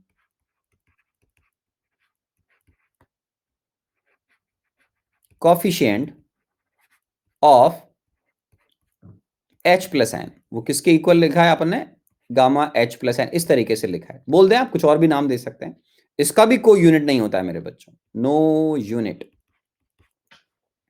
तो थर्मोडायनेमिक्स हमारे हायर एजुकेशन में क्या करती है? डायमेंशनलेस क्वांटिटी रखती है। मतलब ये जो ब्रैकेट के अंदर आप बात कर रहे हैं, या इसके अंदर मैं लिख रहा हूं ऐसे ही, activity of H plus ion, इनके हिसाब से इसका यूनिट नहीं होता है। अब बोर्ड की बुक में क्या कर रखा है उन्होंने, बहुत सिंपल आपको लिख रखा है, इसमें उन्होंने, उसमें गामा का जिक्र नहीं है जितना मुझे ध्यान है। वो सीधा लिख रखा है कि बच्चों आप भी मैथ्स के चैंपियन हो, concentration of H plus ion को अगर 1 m से डिवाइड करोगे तो क्वांटिटी क्या हो जाएगी? डायमेंशनलेस। आप बोलोगे यस सर, बस इतना सी बात है। तो इसका मतलब क्या हुआ कि मैग्नीट्यूड की टर्म्स में अगर हम बात करें, तो H प्लस आयन की कंसंट्रेशन को अगर C नॉट से डिवाइड कर रहे हो आप, तो वो तो एक्टिविटी के बराबर आ रहा है डाइल्यूट सॉल्यूशन में। डाइल्यूट सॉल्यूशन में होता क्या है एक्चुअल में, आपकी हेल्प कर रहा हूं, ये जो पार्ट है आईआईटी में नहीं आएगा, घबराना नहीं है। अगर किसी ने क्लास नहीं करी है तो गामा वामा की कोई बातें नहीं करने वाला है। तो मैं आपको बता रहा हूं कि ये जो डेफिनेशन है माय डियर स्टूडेंट, आराम से देखो, ये जो activity of H plus ion आपने लिखा था, activity coefficient of H plus ion into concentration of H plus ion divide by C not. ठीक है, तो ये जो activity of H plus ion है, अब ये किसके इक्वल हो जाएगी वो लिख रहा हूं मैं, फॉर डायल्यूट एक्वस सॉल्यूशंस। ठीक है, डायल्यूट एक्वस सॉल्यूशन के अंदर ये जो गामा है वो आपका डायल्यूट सॉल्यूशन के अंदर 1 होता है। क्या होता है? 1। ये सब थर्मोडायनेमिक्स का पार्ट है, एडवांस हायर एजुकेशन का, अभी नहीं, 12th क्लास का नहीं है अपना, है ना। तो ये 1 हो जाएगा, तो उसकी वजह से क्या हो जाएगा कि डायल्यूट सॉल्यूशन में जो एक्टिविटी है वो सीधा सीधा concentration of H plus ion aqueous divide by 1 m। 1 m कर लो आप, तो डायमेंशनलेस होगा ना ये तो यार। तो ये डायमेंशनलेस है, नो यूनिट। तो मैंने जैसा आपको बताया, आपको समझ में आ गया। तो है क्या मेरे प्यारे बच्चों, आईआईटी जेईई के हिसाब से यार दोनों का मैग्नीट्यूड तो बराबर ही आएगा। आप बोलोगे यस सर। आप देखो ना, ये जो आप लिख रहे हो टर्म, तो H प्लस आयन और एक्टिविटी का मैग्नीट्यूड बराबर नजर आ रहा है कि नहीं आ रहा? आप बोलोगे यस सर नजर आ रहा है। कि आप तो ये देखो ना, magnitude of H plus ion concentration, magnitude की बात कर रहा हूं, वो आपका एक्टिविटी के बराबर आएगा। क्या सोचना है इसमें कि गामा तो 1 हो गया। और सी नॉट को हम क्या बोलते हैं? Standard concentration. ये थर्मोडायनेमिक्स का पार्ट है जो आपको फ्यूचर में थर्मोडायनेमिक्स के अंदर पढ़ाऊंगा। इनफैक्ट ये मेरे सेकंड पार्ट में आ जाएगा, थर्सडे फ्राइडे को आ जाएगा। लेकिन आयनिक में थर्मोडायनेमिक्स में आपको डिटेल में पढ़ाऊंगा 12th क्लास के अंदर। कौन सी क्लास में? 12th क्लास के अंदर मैं आपको इसको डिटेल के अंदर पढ़ाऊंगा, ठीक है।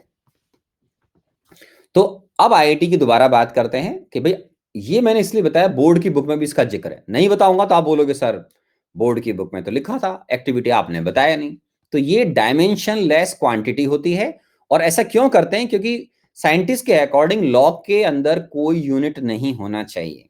और थर्मोडायनेमिक्स में पढ़ाऊंगा मैं आपको कि equilibrium constant, thermodynamics equilibrium constant की यूनिट को डिनाई करती है, मना करती है कि इक्विलिब्रियम कांस्टेंट का यूनिट नहीं होना चाहिए। तो इसीलिए मैंने केमिकल इक्विलिब्रियम, जिन बच्चों ने मेरी क्लास करी उनको बताया था कि साइंटिस्ट लिखते हैं केपी नॉट केसी नॉट, हम क्या लिखते हैं? सिंपल केपी केसी, ठीक है। तो अब जिन बच्चों को नहीं आता है तो उनको मैंने एडवाइस दे दी, वो मेरे केमिकल इक्विलिब्रियम की रिकॉर्डिंग देख लें। नहीं पढ़ना चाहते हैं तो वो आपकी मर्जी है, इस बात पर मैं कोई स्ट्रेस नहीं दूंगा आपको। केपी केसी 11th-12th क्लास के लेवल पर लिखे जाते हैं। तो ये सारा पार्ट जिन बच्चों ने रेगुलर क्लास की उनको मालूम है, हमने केमिकल इक्विलिब्रियम में इस तरह की बातें की हुई हैं, ठीक है। आईआईटी के हिसाब से सिंपल सिंपल बात करो, अपने पीएच का डेफिनेशन ये काम आएगा। आप बोलोगे वाह सर ये तो बहुत अच्छा है, तो आप इसको याद कर लें या इसको याद कर लें, एक ही बात है। और आपको सबको याद है मेरे ख्याल से क्लास के अंदर। सो माय डियर स्टूडेंट, अब हम यहां पर आगे बात करेंगे कि सर इसके बाद पीएच स्केल पर हम बात करेंगे। किस पर बात करेंगे बेटा? पीएच स्केल पर। तो पहले तो डेफिनेशन देखिए आपने, तो डाइल्यूट सॉल्यूशन पीएच क्या हो गया बच्चों? आप बोलोगे sir minus log concentration of H plus ion. Similarly अगर आपसे बेटा कोई पूछेगा पीओएच का डेफिनेशन बताओ, तो आप बोलोगे यस सर, अब मैं चैंपियन हूं, minus log concentration of OH negative ion aqueous, ठीक है। आप बोलोगे यस सर। और उसके अलावा अगर आप फ्यूचर में, मैं आपको सिखाऊंगा ये सब चीजें, पीकेडब्ल्यू अगर बोलेंगे तो ये similarly minus log केडब्ल्यू, minus logarithm of केडब्ल्यू। ये बेस बेटा 10 मानते हैं हमारे यहाँ पे, ध्यान रखना केमिस्ट्री में हम बेस 10 लेते हैं, लॉग का मतलब एलन लिखते हैं तो बेस ई मानते हैं हम लोग, इसको ध्यान रखें आप, ठीक है। और इसी तरीके से फ्यूचर में अगर कभी पीके का वैल्यू आएगा मेरे प्यारे बच्चों, तो पीके का मतलब हो जाएगा माइनस लॉग के ए, ठीक है। ऐसे कभी पीकेबी का वैल्यू आएगा किसी बेस के लिए, के का मतलब होता है बेटा आयोनाइजेशन कांस्टेंट ऑफ एसिड, केबी का मतलब होता है आयोनाइजेशन कांस्टेंट ऑफ बेस। जैसे जैसे हम आगे बढ़ते जाएंगे मैं इनके बारे में आपसे और बातें करते जाऊंगा, अभी तो सुनते जाएं, टेंशन फ्री रहें, खुश रहें। एक दो लेक्चर में, अगले लेक्चर से आपकी लाइफ, अगले क्या, यहां से, क्योंकि आप में से बच्चों ने लेक्चर मिस कर दिए, वरना आपको जो बच्चे रेगुलर कर रहे हैं उनको कोई दिक्कत नहीं आने वाली। तो पीएच हो गया minus log H plus ion. अब हम पीएच स्केल पर बात कर सकते हैं। आप बोलो किस पर सर? पीएच स्केल पर हम बात कर सकते हैं। डेफिनेशन बता दी कि भाई आपको आईआईटी के हिसाब से पीएच क्या है? Minus log concentration of H plus ion. Detail बता दिया मैंने आपको हायर एजुकेशन का। ओके, अब पीएच स्केल पर बात करते हैं। तो चलो पीएच स्केल से पहले भी मैं आपको एक इन्फॉर्मेशन और देता हूं, आपको अच्छा लगेगा। वो क्या है, आईआईटी में मान लो आ जाए, तो यार मैंने आपको कहा हुआ है कि आपका आयन इक्विलिब्रियम एंड होने के बाद लगना चाहिए कि इंडिया में हमारा आयन इक्विलिब्रियम बेहतरीन बच्चों में से एक है ना। तो उसके लिए पेशेंस तो चाहिए ही चाहिए, ठीक है ना। तो उसके लिए मैं आपको बता रहा हूं कि ये जो के डब्ल्यू की बात अब हम करते हैं, के डब्ल्यू की टर्म टेम्परेचर डिपेंडेंट होती है। आराम से लिख लें, के डब्ल्यू डिपेंड्स ऑन टेम्परेचर, ठीक है ना। ये टेम्परेचर डिपेंडेंट टर्म होती है, मैं आपको बता रहा हूं, ठीक है। अगर हम टेम्परेचर बढ़ाते हैं, व्हेन टेम्परेचर इंक्रीजेज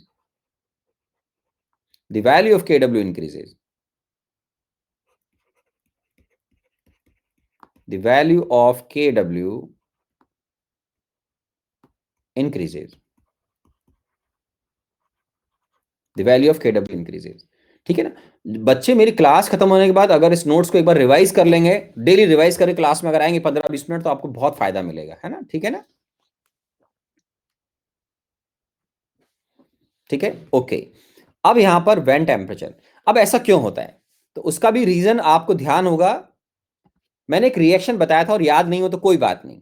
होता क्या है बच्चों, एसिड बेस की जब रिएक्शन होती है तो H प्लस आयन और OH नेगेटिव आयन, इनके रिएक्शन से जब वाटर बनता है माय डियर स्टूडेंट, ऐसा आपको मैंने आर्नियस कॉन्सेप्ट के अंदर एसिड बेस न्यूट्रलाइजेशन बताया था मैंने आपको। तो इस रिएक्शन के अंदर एक्चुअल में क्या होता है, हीट रिलीज होती है, नेगेटिव होता है, इसको बोलते हैं एक्सोथर्मिक रिएक्शन होती है, एक्सोथर्मिक रिएक्शन होती है। नॉलेज के लिए बता रहा हूं मैं आपको। जैसे मान लो फॉर एग्जांपल, अगर आप HCl एक्वस को NaOH एक्वस से रिएक्ट करेंगे मेरे बच्चों, प्लस NaOH एक्वस, तो ये बनेगा NaCl प्लस वाटर। बच्चे बोलेंगे यस सर, ठीक है। तो आयनिक फॉर्म में आप जानते हैं कि सॉल्यूशन के अंदर एक्वस सॉल्यूशन जो होगा तो उसमें आयन किस फॉर्म में होते हैं, H plus plus Cl minus, NaOH पानी के अंदर किस फॉर्म में बेटा, Na plus plus OH minus, ठीक है ना। कन्वर्टिंग इनटू NaCl को क्या लिखेंगे बेटा, Na plus plus Cl minus plus water, ठीक है। तो यहां पर आप जब देखेंगे तो नेट रिएक्शन जब होगा, तो मैंने लास्ट क्लास में मैंने बताया मेरे ख्याल से आपको, लास्ट टू लास्ट क्लास में, नेट आयनिक रिएक्शन, कि नेट जो आयनिक रिएक्शन है वो आप ऐसे ही बोल दो इसको, जो आपने ऊपर लिखा है कि सर ये तो एक तरीके से कैंसिल कर लो आप बैठे बैठे, कि सर ये इसको आप कैंसिल करने का मतलब है, अपने माइंड में समझो कि वास्तव में स्ट्रॉन्ग एसिड का H प्लस स्ट्रॉन्ग बेस के OH माइनस से रिएक्ट करके वाटर बनाता है। और इसको, इस रिएक्शन का जो डेल्टा RH नॉट है उसको आप चाहें तो एंथैल्पी ऑफ न्यूट्रलाइजेशन बोलेंगे अपन आगे जाकर, वो अभी यहां नहीं, थर्मोडायनेमिक्स में काम आएगा। अभी तो ध्यान रखो कि ये नेगेटिव वैल्यू होता है। क्या होता है, नेगेटिव। इसका उल्टा, अगर आप वाटर को आयनाइज करेंगे तो आपको एनर्जी देनी पड़ेगी बेटा। क्या देनी पड़ेगी, एनर्जी। अब देखो आप कितनी छोटी छोटी बातें काम आती है। अब जिन बच्चों ने लास्ट 2 क्लासें की उनको मालूम है सब सारी बातें हमारी क्लास में हो चुकी है, और जो नए बैठे होंगे वो सोचेंगे बड़ी बड़ी नई नई इन्फॉर्मेशन आ रही है, ठीक है। तो चलो आगे बढ़ते हैं। अब इस केस में आप इस रिएक्शन का रिवर्स करके अगर लिखोगे तो जो मैं अभी आपसे बात कर रहा था H2L, नाम मात्र का आयनाइज होता है। आप बोलते हो ये बिल्कुल सही बोल रहे हो सर, 10⁻⁹ में से 2 मॉलिक्यूल भी ठीक से आयनाइज नहीं होते हैं, लेकिन चलो इस चैप्टर में इस इक्विलिब्रियम की वैल्यू तो अपन लिख लेते हैं। तो आपने रिएक्शन को रिवर्स किया, तो इस रिएक्शन का जो डेल्टा RH नॉट है उसको हम बोलते हैं enthalpy change at standard state. Thermodynamics की टर्म्स है ये, तो नॉट अगर लगा रहे हैं तो उसका मतलब होता है स्टैंडर्ड स्टेट, ठीक है। तो ये सब चीजें बताऊंगा मैं थर्मोडायनामिक्स में, डोंट वरी, अभी तो आ जाएगा ये, घबराए नहीं, बेसिक्स में आ जाएगा, ठीक है। डेल्टा RH नॉट, तो काम की बात आप तो ये ध्यान रखो, इस चैप्टर में जो बच्चे बिल्कुल नए पढ़ रहे हैं वो इतना ध्यान रखो कि रिएक्शन एंडो है। क्या है ये प्रोसेस या रिएक्शन, क्या है, एंडोथर्मिक रिएक्शन है, बस उसी से उनका काम चल जाएगा। तो हमने वांट ऑफ इक्वेशन पढ़ा था केमिकल इक्विलिब्रियम में। आप बोलोगे यस सर, आपने रिकॉर्डिंग में मेरे साथ 30 में कई बच्चों ने पढ़ लिया है जो सिंसियर बच्चे थे। तो ये डेल्टा RH नॉट क्या है, यहां पर प्लस है। आप बोलोगे यस सर, तो आपको मैं वांट ऑफ इक्वेशन से याद दिलाऊं कि हमारा एक इक्वेशन आया था बच्चों, याद करो केमिकल इक्विलिब्रियम में, ln K2 divide by K1। आप बोलोगे yes sir, is equal to delta RH naught by R। आप बोलोगे yes sir, 1/T1 minus 1/T2, ठीक है। तो उसी को यूज कर लें यहां पर, और इस चैप्टर में आप क्या लिखोगे बेटा, इस जगह आप लिखोगे यहां यूज करके ln KW2 divide by KW1 is equal to delta RH naught by R 1/T1 minus 1/T2। हालांकि थर्मोडायनामिक्स पढ़ोगे तो चैंपियन बाद में बन ही जाओगे मेरे साथ, लेकिन आप एग्जाम में यूनिट ध्यान रखना। जैसे मान लो डेल्टा RH नॉट का यूनिट मेरे बच्चों अगर जूल पर मोल में दे रखा है, तो फिर आपको R का वैल्यू क्या लेना चाहिए बेटा, 8.314 जूल पर मोल पर केल्विन, ठीक है। ये सब वो पार्ट हैं जो बच्चे रेगुलर कर चुके उनके काम आएगा। और अब इजी पार्ट आने लग जाएगा, इजी इन द सेंस कि कैलकुलेशन वाला पार्ट आएगा, कि भाई जो बच्चे पहली बार आए उनको भी अब आगे दिक्कत नहीं आएगी। लेकिन ये सब इंफॉर्मेशन अगर है तो इसका मतलब होता है हम रियल प्रिपरेशन कर रहे हैं, mains as well as advance की। कि भाई यहाँ पर ये समझ में आ रहा है कि एंडोथर्मिक रिएक्शन, मैंने बताया था आपको, टेम्परेचर बढ़ाओगे तो इक्विलिब्रियम कांस्टेंट का वैल्यू बढ़ेगा, इंक्रीज होगा। अब बच्चे बोलेंगे यस सर, यहाँ KW2 का मतलब क्या है बच्चों? ये जो KW1 इसका मतलब क्या निकला? मैं यहाँ लिख दूं KW1, क्या बोलोगे बेटा? Ionic product of water, ionic product of water at temperature T1। KW2 ionic product of water at temperature T2। तो आपको कभी भी मेरे बच्चों, वैसे आईआईटी में भी इसका क्वेश्चन नहीं आया, लेकिन अगर आएगा तो पहली बार तो मेरे सारे बच्चे इसको सही करके आएंगे, क्योंकि वांट ऑफ इक्वेशन पढ़ चुके हैं। ठीक है, इक्वेशन भी याद होगा मैं उम्मीद करता हूं, तो आप इसको सही करके आएंगे एग्जाम में। तो ये अगर बच्चों ने पढ़ा था तो उनको याद आएगा, सर ये वांट ऑफ इक्वेशन की बात कर रहे हैं, केमिकल इक्विलिब्रियम में आया था। और जो बच्चे रेगुलर अटेंड कर रहे हैं क्लास, बता रहा हूं कल मैं केमिकल इक्विलिब्रियम वहां पे खत्म कर दूंगा। कल अपने फेज इक्विलिब्रियम का जो पोर्शन बचा हुआ है छोटा सा, वो भी कल फिनिश हो जाएगा। ठीक है, तो वहां आपका पार्ट फिनिश हो जाएगा। और शाम से मैं बेसिक कॉन्सेप्ट ऑफ थर्मोडाइनमिक्स कल से लूंगा। तो उसमें रेगुलर क्लास कर लेना, 2 ही क्लास है बस आपके बेसिक कॉन्सेप्ट। उसका आपको फिजिक्स में थर्मोडाइनमिक्स पढ़ते हुए भी बहुत एडवांटेज मिलेगा। क्रिस्टल क्लियर अप्रोच होगी कि हम कर क्या रहे हैं। अदरवाइज फिजिक्स में थर्मोडाइनमिक्स में ज्यादा टाइम नहीं दिया जाता, उनका सिलेबस जो है वो काफी कम है एज कंपेयर टू केमिस्ट्री। बहुत कम सिलेबस है उनका हमारे कंपैरिजन में। डेप्थ भी कम है उनके, अपने डेप्थ बहुत ज्यादा है बेटा थर्मोडायनेमिक्स। इसलिए बेसिक्स मेरे साथ लगातार 2 दिन रात को सीखिए, अच्छा रहेगा। अब ये पार्ट तो नॉलेज के लिए मैंने आपको बता दिया। और वैसे एक पार्ट और जोड़ रहा हूं मैं आपको, कि मैं ये नहीं बोलता कि आप डेटा याद करो, टेम्परेचर डिग्री सेंटीग्रेड में और ये KW। ठीक है, मैं आपको ऐसे ही बता रहा हूं। 10 डिग्री सेंटीग्रेड पर KW ऑलमोस्ट 0.3 इंटू 10⁻⁻14 होता है। ये मैं डेटा जो साइंटिस्ट ने टेबल बना रखी है उसको देखकर बता रहा हूं आपको। हमें कौन सा याद होना चाहिए बेटा? 25 डिग्री सेंटीग्रेड का याद होना चाहिए, 10⁻⁻14। हम इसको यूज करेंगे, तो मैं उम्मीद करता हूं कि मेरे हर एक बच्चा नेक्स्ट क्लास से इस डेटा को याद रखेगा। ठीक है ना, आपको ये याद रखना है। मैं और डेटा को याद करने के लिए आपको नहीं बोल रहा हूं। ठीक है, और ये 60 डिग्री सेंटीग्रेड के जस्ट अबोव, मान लो अप्रोक्सीमेटली 60 डिग्री सेंटीग्रेड ले रहे हैं, तो ये ऑलमोस्ट 10⁻⁻13 हो जाता है।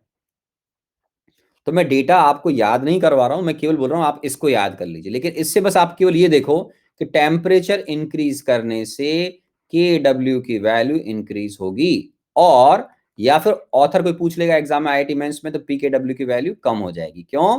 PKW क्या होता है बेटा? अभी बताया था मैंने, माइनस लॉग KW। मैथ समझते हैं, लॉग वगैरह लॉगरिथम समझते होंगे आप लोग। ठीक है प्यारे बच्चों, तो जितना KW का वैल्यू इंक्रीज होगा, मैथमेटिकली PKW का वैल्यू कम होता है। लॉग के अंदर आप समझते हो ना, 10 यूनिट चेंज करते तब जाकर 1 का फर्क आएगा बेटा। ठीक है, तो ये PKW, ओ यार पेन गलत चल गया बच्चों, ओ सॉरी सॉरी सॉरी, ओ बल्ले बल्ले, ओ मिट जा भाई, ओ बल्ले बल्ले। चलो, तो PKW आपका क्या होता है बेटा? Minus log KW। ठीक है, तो अब बच्चे आज के बाद देखो, जो बच्चे मेरा रेगुलर तैयारी कर रहे हैं उनको हर चीज का जवाब मिल रहा है। Why KW increase with increase in temperature, उनके लिए मैंने इनफैक्ट वांट ऑफ इक्वेशन को यूज भी कर लिया, फॉर्मूला बता दिया कि कल को अगर आपको T1 टेम्परेचर दे रखा है, T2 दे रखा है, डेल्टा RH नोट दे रखा है, KW1 दे रखा है, वो KW2 हाई टेम्परेचर पर आपसे या लो टेम्परेचर पर कैलकुलेट करवा सकता है।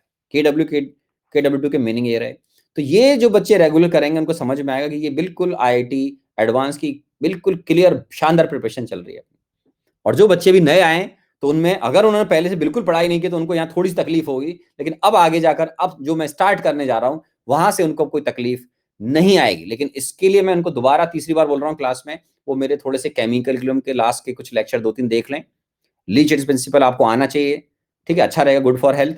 साइमल्टेनियस इक्विलिब्रियम मैंने पढ़ाया था अभी 1-2 लेक्चर पहले, वो भी आपको आना चाहिए।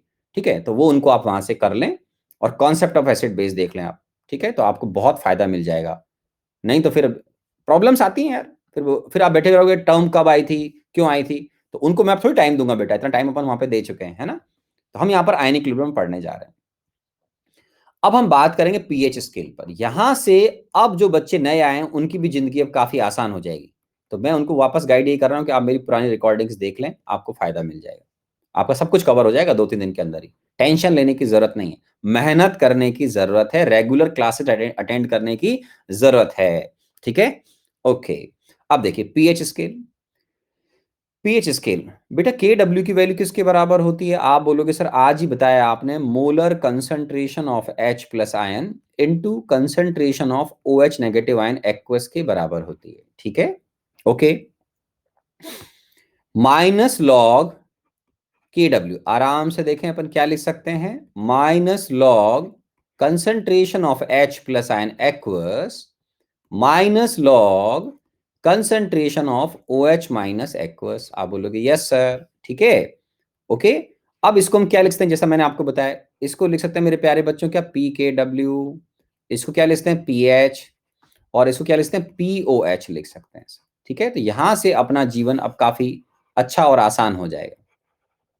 ठीक है, अब देखो मैंने अभी बताया आपको एट 25 डिग्री सेंटीग्रेड KW सब बच्चों को याद हो गया होगा, यस और नो, -14, और यू कैन से PKW का वैल्यू कितना हो गया बेटा 14। तो आज के बाद हर बच्चा ध्यान रखेगा कि 25 डिग्री सेंटीग्रेड पर हम जब किसी भी एक्वस सॉल्यूशन के अंदर पीएच कैलकुलेशन की बात करेंगे तो पीएच प्लस POH का वैल्यू कितना आएगा मेरे प्यारे बच्चों, 14। ये आपको काफी काम आएगा। ठीक है, तो इसको आप आराम से नोट कर लें। किस टेम्परेचर बातें हो रही भूलना मत। एग्जाम में अगर मुझे कैलकुलेशन करनी होगी माय डियर स्टूडेंट और टेम्परेचर नहीं दिया तो बाय डिफॉल्ट आप 25 डिग्री सेंटीग्रेड मानते हुए ही कैलकुलेशन करोगे। ठीक है मेरे प्यारे बच्चों, ठीक है ना। तो ये एग्जाम में जरूरी नहीं कि टेम्परेचर मेंशन करेगा, नहीं करेगा तो बाय डिफॉल्ट 25 डिग्री सेंटीग्रेड पर आपको ये डेटा याद होना चाहिए। इसीलिए मैंने बोला ये डेटा मेरे सारे बच्चों को आज के बाद याद होना चाहिए। मैं बाकी डेटा याद करने के लिए अभी नहीं बोल रहा हूँ आपको, ठीक है ना, केवल एक डेटा याद करने के लिए बोला मैंने आपको। ठीक है, ये स्केल हो गया, फाइन। अब इसको यूज कैसे करते हैं, मान लीजिए पानी में आपने HCl मिलाया, कोई बच्चा बोलता है मैं तो NaCl मिलाऊंगा, एक बोलता है मैं तो NaOH मिलाऊंगा, तो सबकी चॉइस अलग अलग है। तो सॉल्यूशन आपका एसिडिक, बेसिक और न्यूट्रल कुछ भी हो सकता है। आपने इतना जरूर पढ़ा 9th-10th क्लास में कि एसिडिक सॉल्यूशन में H प्लस आयन की कंसंट्रेशन ज्यादा होती है, न्यूट्रल में दोनों की बराबर होती है, बेसिक में OH माइनस की कंसंट्रेशन ज्यादा होती है। तो इस पीएच स्केल का सेंस क्या है बेटा, कि पीएच प्लस POH की जो वैल्यू है वो अब 0 से 14 चलेगी। कहां चलेगी, 0 से 14 चलेगी। तो यहां पर हम जो भी बातें करते हैं, ये जो कैलकुलेशन वगैरह हम करना सीखेंगे, ये सब अब हमारे डाइल्यूट सोल्यूशन पर बातें होती रहेंगी। तो अब आराम से देखो, आप 0 से हम 14 जा रहे हैं बच्चों। स्केल को मैं ऐसे बना रहा हूं 7 और ये लिख दिया मैंने 14, हमारा मिड पॉइंट हो गया 7। ये सारी बातें कहां कर रहे हैं मेरे प्यारे बच्चों, हर बच्चे को याद हो जाना चाहिए, रट जाना चाहिए, 25 डिग्री सेंटीग्रेड पर बातें कर रहे हैं। ठीक है, अब बड़ी इंटरेस्टिंग बातें कि सर 0 से 7 के बीच में, 0 से 7 के बीच का मतलब है आप एसिडिक सॉल्यूशन की बातें कर रहे हैं। आराम आराम सुनिएगा, बहुत अच्छा लगेगा आपको। एसिडिक सॉल्यूशन की बातें कर रहे हैं। 7 से 14 का मतलब हो गया बेसिक सॉल्यूशन की बातें कर रहे हैं। किसकी बातें कर रहे हैं, बेसिक सॉल्यूशन की बातें कर रहे हैं। ये भी ठीक है। अगर पीएच कभी भी नियरली 0 के आसपास एग्जामिनर ने दे रखा है तो मैं आपके अलग से लिख देता हूं मैं। और उसके अलावा बेटा पीएच 7 का मतलब है ईमानदारी से यहां पर सॉल्यूशन न्यूट्रल होता है, न्यूट्रल सॉल्यूशन। ठीक है ना, जैसे प्योर वाटर की पीएच 7 होती है, प्योर वाटर की, ठीक है ना, तो क्योंकि उसमें H प्लस और OH माइनस की कंसंट्रेशन बराबर हो जाती है। तो अभी लिखूंगा मैं आपके लिए सब 1 बाय 1। उसके अलावा अगर कभी आपसे एग्जामिनर पूछ ले भाई पीएच 0 का मतलब क्या है, या पीएच नियरली 0 है, मान लो 0.1 0.2 समथिंग ऐसे, तो इसका मतलब है solution is highly acidic, highly acidic, solution is highly acidic. ठीक है ना, ओके। और उसके अलावा पीएच अगर नियरली 14 है बच्चों तो इसका मतलब है सॉल्यूशन इज हाईली बेसिक। ठीक है, अब जो पार्ट चलेगा तो उसमें क्या है, जिन बच्चों की स्टडी रेगुलर नहीं रही है तो भी ये जो पार्ट है कम से कम यहां से वो IIT के हिसाब से क्लियर पढ़ सकते हैं। अब नो एक्सक्यूज एट ऑल, पुराने आप वीडियो देख के कवर कर लीजिए। अब यहां से आपको कोई दिक्कत नहीं आएगी अगर आप रेगुलर पढ़ेंगे और रिवीजन करके आए। जब भी नेक्स्ट क्लास में आए तो इन बेसिक पार्ट का जो पीएच डेफिनेशन से या कैलकुलेशन चल रहा है, इस पार्ट को रिवाइज करें, आपके लिए बहुत अच्छा रहेगा। ठीक है, ओके। अब होता क्या है मेरे बच्चों, अगर मैं बात करता हूं एसिडिक सॉल्यूशन के लिए, आप बोलोगे ठीक है सर, तो देखो फॉर एसिडिक सॉल्यूशन सारे मेरे बिट्टू जानते हैं, 10th क्लास में सुन लिया होगा कि सर एसिडिक सॉल्यूशन के अंदर क्या होता है मेरे प्यारे बच्चों, कि H प्लस आयन की जो कंसंट्रेशन है वो सॉल्यूशन के अंदर प्रेजेंट OH माइनस से ज्यादा होती है। क्या होती है, OH माइनस से ज्यादा होती है। आप बोलोगे यस सर, आराम से देख लीजिए आप। ठीक है, और इसको हम ऐसा भी बोल सकते हैं कि आपने देखा था कि KW क्या होता है बेटा, concentration of H plus into OH minus का मल्टीपल होता है। आप बोलोगे यस सर, ठीक है, आपको याद आएगा। तो इसको हम ऐसे भी बोलते हैं कि अगर सॉल्यूशन एसिडिक है तो सॉल्यूशन के अंदर H प्लस आयन की जो कंसंट्रेशन है वो 10⁻⁻7 m से ज्यादा होगा। ध्यान रखें, वापस रिपीट कर रहा हूं, सारी बातें 25 डिग्री सेंटीग्रेड पर हो रही हैं। और in simple words you can say pH is less then 7। ध्यान रखें। सिमिलरली फॉर न्यूट्रल सॉल्यूशन, अगर आप न्यूट्रल सॉल्यूशन की बात करेंगे मेरे प्यारे बच्चों, मतलब पानी मान लो, जैसे मैं सिखाऊंगा आपको NaCl मिलाया KCl मिलाया न्यूट्रल सॉल्यूशन कैसे बनता है, वो बात की बातें हैं, सीखेंगे आयनिक के अंदर बेटा हम। तो यहाँ पे न्यूट्रल सॉल्यूशन का मतलब होता है concentration of H plus ion must be equal to concentration of OH minus. ठीक है, इसका आप ध्यान रखें अलग से। ठीक है ना, तो मैं इसको अलग कर देता हूं, ये पार्ट हमारा अलग है। ठीक है, तो उसकी वजह से यहां पर क्या हो जाएगा मेरे प्यारे बच्चों कि आप सीधा सीधा बोल दें कि KW आपका या तो H प्लस आयन के बराबर लिख लें आप, या OH माइनस के बराबर लिख लें। आप बोलोगे यस सर, तो यहां पर KW की वैल्यू कितनी है, 10⁻⁻14। तो आप यहां रखोगे तो H प्लस आयन की जो कंसंट्रेशन है, आप बोल सकते हैं कि न्यूट्रल सॉल्यूशन के अंदर H प्लस और OH माइनस की कंसंट्रेशन इक्वल होती है। और किसकी इक्वल आएगी बेटा, 10⁻⁻7 के इक्वल आएगी। और न्यूट्रल सॉल्यूशन के लिए pH इजी लैंग्वेज में बोलिए क्या हो जाएगा बेटा, 7। किसके लिए, न्यूट्रल सॉल्यूशन के लिए pH कितना हो जाएगा, 7। और अगर बेसिक हुआ तो आराम से सोच के नोट्स बनाओ कि बेसिक सॉल्यूशन में क्या होगा। आराम आराम से देखो, OH माइनस की कंसंट्रेशन H प्लस से ज्यादा होगी, OH माइनस की कंसंट्रेशन 10⁻⁻7 से कम हो जाएगी। ठीक है ना, या OH माइनस सॉरी 10⁻⁻7 ज्यादा हो जाएगी। तो जो POH है और pH, दो आप किसी भी टर्म में बात करना चाहें, ध्यान रखना बेटा pH प्लस POH का सम कितना आएगा 25 पर। ये ध्यान रखना, pH प्लस POH का जो सम है वो आपका 14 आएगा, क्योंकि हम किस टेम्परेचर पर बात कर रहे हैं, 25 डिग्री सेंटीग्रेड पर। तो अगर आप pH की टर्म्स में बात करें, जैसे मैंने सब कुछ pH की टर्म्स में लिखा है, तो कोई इशू नहीं है इसके अंदर, आप आराम से लिखिए, कोई दिक्कत नहीं है। और ऐसे में न्यूट्रल सॉल्यूशन के लिए लिख देता हूं कि अगर हम न्यूट्रल सॉल्यूशन के लिए बातें कर रहे हैं प्यारे बच्चों, तो फॉर न्यूट्रल सॉल्यूशन क्या लिखोगे मेरे प्यारे बच्चों, या तो आप ऐसा बोलो pH ग्रेटर देन 7 है, आप बोलोगे यस सर, कोई दिक्कत नहीं है। या ऐसे बोल दो OH माइनस की जो कंसंट्रेशन है वो H प्लस आयन की कंसंट्रेशन से ज्यादा होगी सर। ठीक है, इसमें कोई बुराई नहीं है, pH ज्यादा है, ध्यान रखना pH। या फिर आप ऐसे बोलो और POH, मान लो कल को एग्जाम में पूछ रहे हैं तो बोलना POH लेस देन 7, ऐसे भी लिख सकते हैं, कोई बुराई नहीं है ना, क्योंकि दोनों का सम बेटा 14 है। अगर pH मान लो 7.2 है तो POH 6.8 हो जाएगा, इसका ध्यान रखें अपन। तो ये किसकी बातें कर रहे हैं हम, ओ सॉरी न्यूट्रल लिख दिया, I am sorry for basic solution. ठीक है, तो फॉर बेसिक सॉल्यूशन। ठीक है, तो ये बहुत ही सिंपल सा एक इंटरेस्टिंग पार्ट है हमारा, आराम से देख लीजिए। इसको बोलते हैं pH स्केल। आराम से देखिए किस टेम्परेचर बात हो रही है, 25 पर, 0 से 14 स्केल चलेगा। आराम से देखिए, सब कुछ लिखा हुआ है। अब मान लीजिए अगर मैं हायर टेम्परेचर पे बात करूंगा, तो आपने क्या सीखा मेरे साथ कि सर अगर मैं मान लीजिए 62 डिग्री सेंटीग्रेड पर बात करता हूं, मैं वहां पर एक्यूरेटली इसकी वैल्यू को समझने के लिए KW को मैं 10⁻⁻13 ले रहा हूं, ताकि अपना इजी पार्ट हो जाएगा। PKW का वैल्यू कितना हो जाएगा बेटा, 13। आप बोलोगे यस सर, तो स्केल छोटा हो गया आपका क्योंकि KW बड़ा हो गया। तो अब हमारा जो स्केल है मेरे प्यारे बच्चों, वो कहां से कहां तक चलेगा, 0 से 13 तक जाएगा। मिड पॉइंट क्या आएगा, 6.5। और अब बातें कहां कर रहे हैं अपन, 13 पे बात। तो ये टेम्परेचर चेंज कर दिया अपन ने। अब ध्यान रखना, पहले की दुनिया हमारी अलग हो गई, ठीक है, और अब ये दुनिया अलग हो गई मेरे प्यारे बच्चों। तो आप आराम से देख लीजिए, आप बोलोगे यस सर, तो ओ मतलब 0, 0 से 6.5, 13, क्योंकि मिड पॉइंट कहाँ आएगा बेटा, 6.5 पे आएगा। तो अब मेरे सारे बच्चों को समझ में आएगा इसको देख करके कि सर 0 से 6.5 के बीच में अगर आप बात कर रहे हैं, मस्त एसिडिक सॉल्यूशन है, 6.5 से 13 है, तो आप मुझे सोच सोच के बताओ यहां पर, for acidic solution, acidic solution, तो आप बोलोगे यस सर समझ में आ रहा है कि इस समय पीएच का वैल्यू किससे कम होना चाहिए बेटा, 6.7 से कम होना चाहिए। आप बोलोगे यस सर। बेसिक सॉल्यूशन की अगर हम बात करें बच्चों, तो for basic solution, basic solution, तो आप बोलोगे सर इस केस में तो कोई टेंशन ही नहीं है, सॉल्यूशन की जो पीएच है वो 6.5 से ज्यादा हो जाएगी। बिल्कुल ठीक बात है। न्यूट्रल सॉल्यूशन में क्या हो जाएगा बेटा, तो फॉर न्यूट्रल सॉल्यूशन,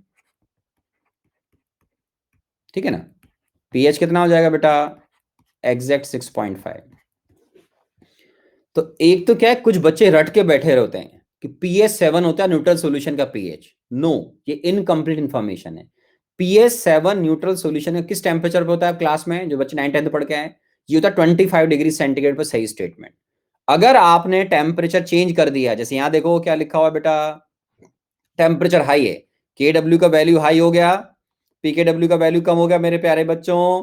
तो अब आज के बाद ये समझ में आएगा ना यार कि 7 पर तो सॉल्यूशन आराम से देखो बेसिक भी हो सकता है। अब यहां देखो ना, आपको दिख रहा होगा मेरे प्यारे बच्चों, समझ में ना आए तो बताना कि सर ये समझ में नहीं आया, ऐसा हो ही नहीं सकता, दिमाग और समझ में ना आए पॉसिबल ही नहीं है। तो यहां पर अब देखो, पीएच अगर सॉल्यूशन अब है तो पीएच 7 का मतलब क्या है, आप बोलोगे सर यस सर, सॉल्यूशन अब तो 7 पीएच पर क्या है, बेसिक है। और तो और सॉरी 6.5 लिखा मैं न्यूट्रल के लिए, ठीक है, 7 पर सॉल्यूशन क्या हो गया, बेसिक हो गया। आप बोलोगे यस सर, क्योंकि रीजन क्या है, न्यूट्रल सॉल्यूशन के लिए कंपल्सरी कंडीशन है, क्या है बेटा, concentration of H plus ion must be equal to concentration of OH negative ion. आराम से देख लीजिए, ठीक है। तो 7 pH का मतलब किस टेम्परेचर पे बात कर रहा हूं मेरे प्यारे बच्चों, 62 डिग्री सेंटीग्रेड। वो ठीक है, 1-2 डिग्री एग्जाम में कम ज्यादा लिखा उससे फर्क नहीं पड़ता, अपने अपने को डेटा रटने नहीं है, हमें तो एक डेटा याद करने के लिए बोला है। मैंने आपको बच्चों बोला है वो कौन सा डेटा था, के डब्ल्यू का वैल्यू 25 डिग्री सेंटीग्रेड पर। तो आराम से इसको आप देख लीजिए, और आप चाहें तो बैक में देख लीजिए मेरे हिसाब से। लेकिन वो मत रोना सर ये क्या था वो क्या था, जो पहले से जिन बच्चों ने क्लास नहीं की, मेरे प्यारे बच्चों ध्यान रखना, भगवान उन्हीं की मदद करता है जो अपन खुद की मदद करते हैं। तो उन बच्चों को मैं 3 बार क्लास में बोल चुका हूँ, मेरे पुराने वीडियो देख लें, कोई ज्यादा समय नहीं निकला है मुझे अभी अनअकैडमी पढ़ाते 20 तारीख से, आज क्या हुआ, 1 महीना हो गया, शायद 1 महीने से 2-3 दिन ऊपर हो गए। उससे पहले केवल 2 गेस्ट लेक्चर लिए थे, तो अपनी 1 महीने की जर्नी हुई है। तो इसमें अभी अब लास्ट के 2 लेक्चर मेरे केमिकल एवं के देख लो, अगर किसी के बेसिक्स बहुत वीक हैं तो आपको फायदा मिल जाएगा। और मोल कॉन्सेप्ट के अंदर आप जाकर देखेंगे तो लास्ट के 2 लेक्चर में कॉन्सेप्ट ऑफ एसिड बेस मिल जाएगा। तो इस चैप्टर का आपका जो बेस है वो बहुत सॉलिड हो जाएगा, ठीक है। और इसमें जो मैं अब पढ़ा रहा हूं, जो यहाँ पे देख रहे हो आप, पीएच डेफिनेशन, कैलकुलेशन में देखिए, आप पीएच स्केल में देखिए, कैलकुलेशन तो मैं करना सिखाऊंगा आपको। तो उससे पहले आप आराम से इनको देख लीजिए कि आपने जो बिल्कुल 10th क्लास में पढ़ा होगा इस तरीके से देखो, आप बिल्कुल वो का वही लिखा हुआ है आपके लिए। इसमें कोई दिक्कत किसी प्यारे बच्चे को, अब ये मत बोलना सर ब्रॉन्स्टेड लोरी कॉन्सेप्ट क्या था या लेवलिंग इफेक्ट क्या था, वो सब निकल गया बेटा, है ना। अब मैं उनके लिए इन बच्चों का टाइम नहीं खराब करूंगा जो रेगुलर है ना, तो आप उसके लिए रिकॉर्डिंग देख लीजिए। अब बताओ, किसी बच्चे को जो स्क्रीन पे लिखा हुआ उसमें कोई दिक्कत, कोई मेरा रेगुलर प्यारा बच्चा जो रेगुलर क्लास अटेंड करता है उसको यहाँ पे कोई दिक्कत, any sincere student, any problem, very good. तो अब हम आगे कैलकुलेशन करना सीखें। Sir can I attend, yes. जो भी एक बच्चे ने पूछा है, आप सब बच्चे मेरी थर्मोडायनेमिक्स क्लास अटेंड कर सकते हैं। कल टाइम क्या बताया मैंने आपको, जल्दी बताओ। एक बच्चे ने कुछ लिखा था यार, पता नहीं क्या पूछा था, क्या पीके क्या होता है, पीके पूछा था क्या बेटा। हाँ, मेरी क्लास शाम को 6 बजे, तो आप वहां आ सकते हैं, है ना। यार एक बच्चे ने कुछ लिखा था, 1 मिनट आने दीजिए, आने दीजिए, बहुत जल्दी जल्दी निकल रहा है। सर गैस स्टेट का कोर्स कब शुरू होगा, खत्म हो गया बेटा, गैस स्टेट तो खत्म ही हो गया हमारा, है ना, मैंने फ्री क्लासेस में करा दिया, आप रिकॉर्डिंग देख लीजिए। सर हम वायर, पता नहीं क्या लिखा है, वाटर को, वाटर अपन प्योर वाटर नहीं होता बेटा ना, मेरा काम नहीं आयनिंग को पढ़ाने का, लेकिन प्योर वाटर के अंदर थोड़े बहुत आयंस तो होते हैं। हमारा हम जो पानी यूज करते हैं बेटा उसमें कुछ सॉल्ट्स होते हैं, तो उसमें थोड़ा करंट आ जाता है, आपको थोड़ा बहुत, है ना।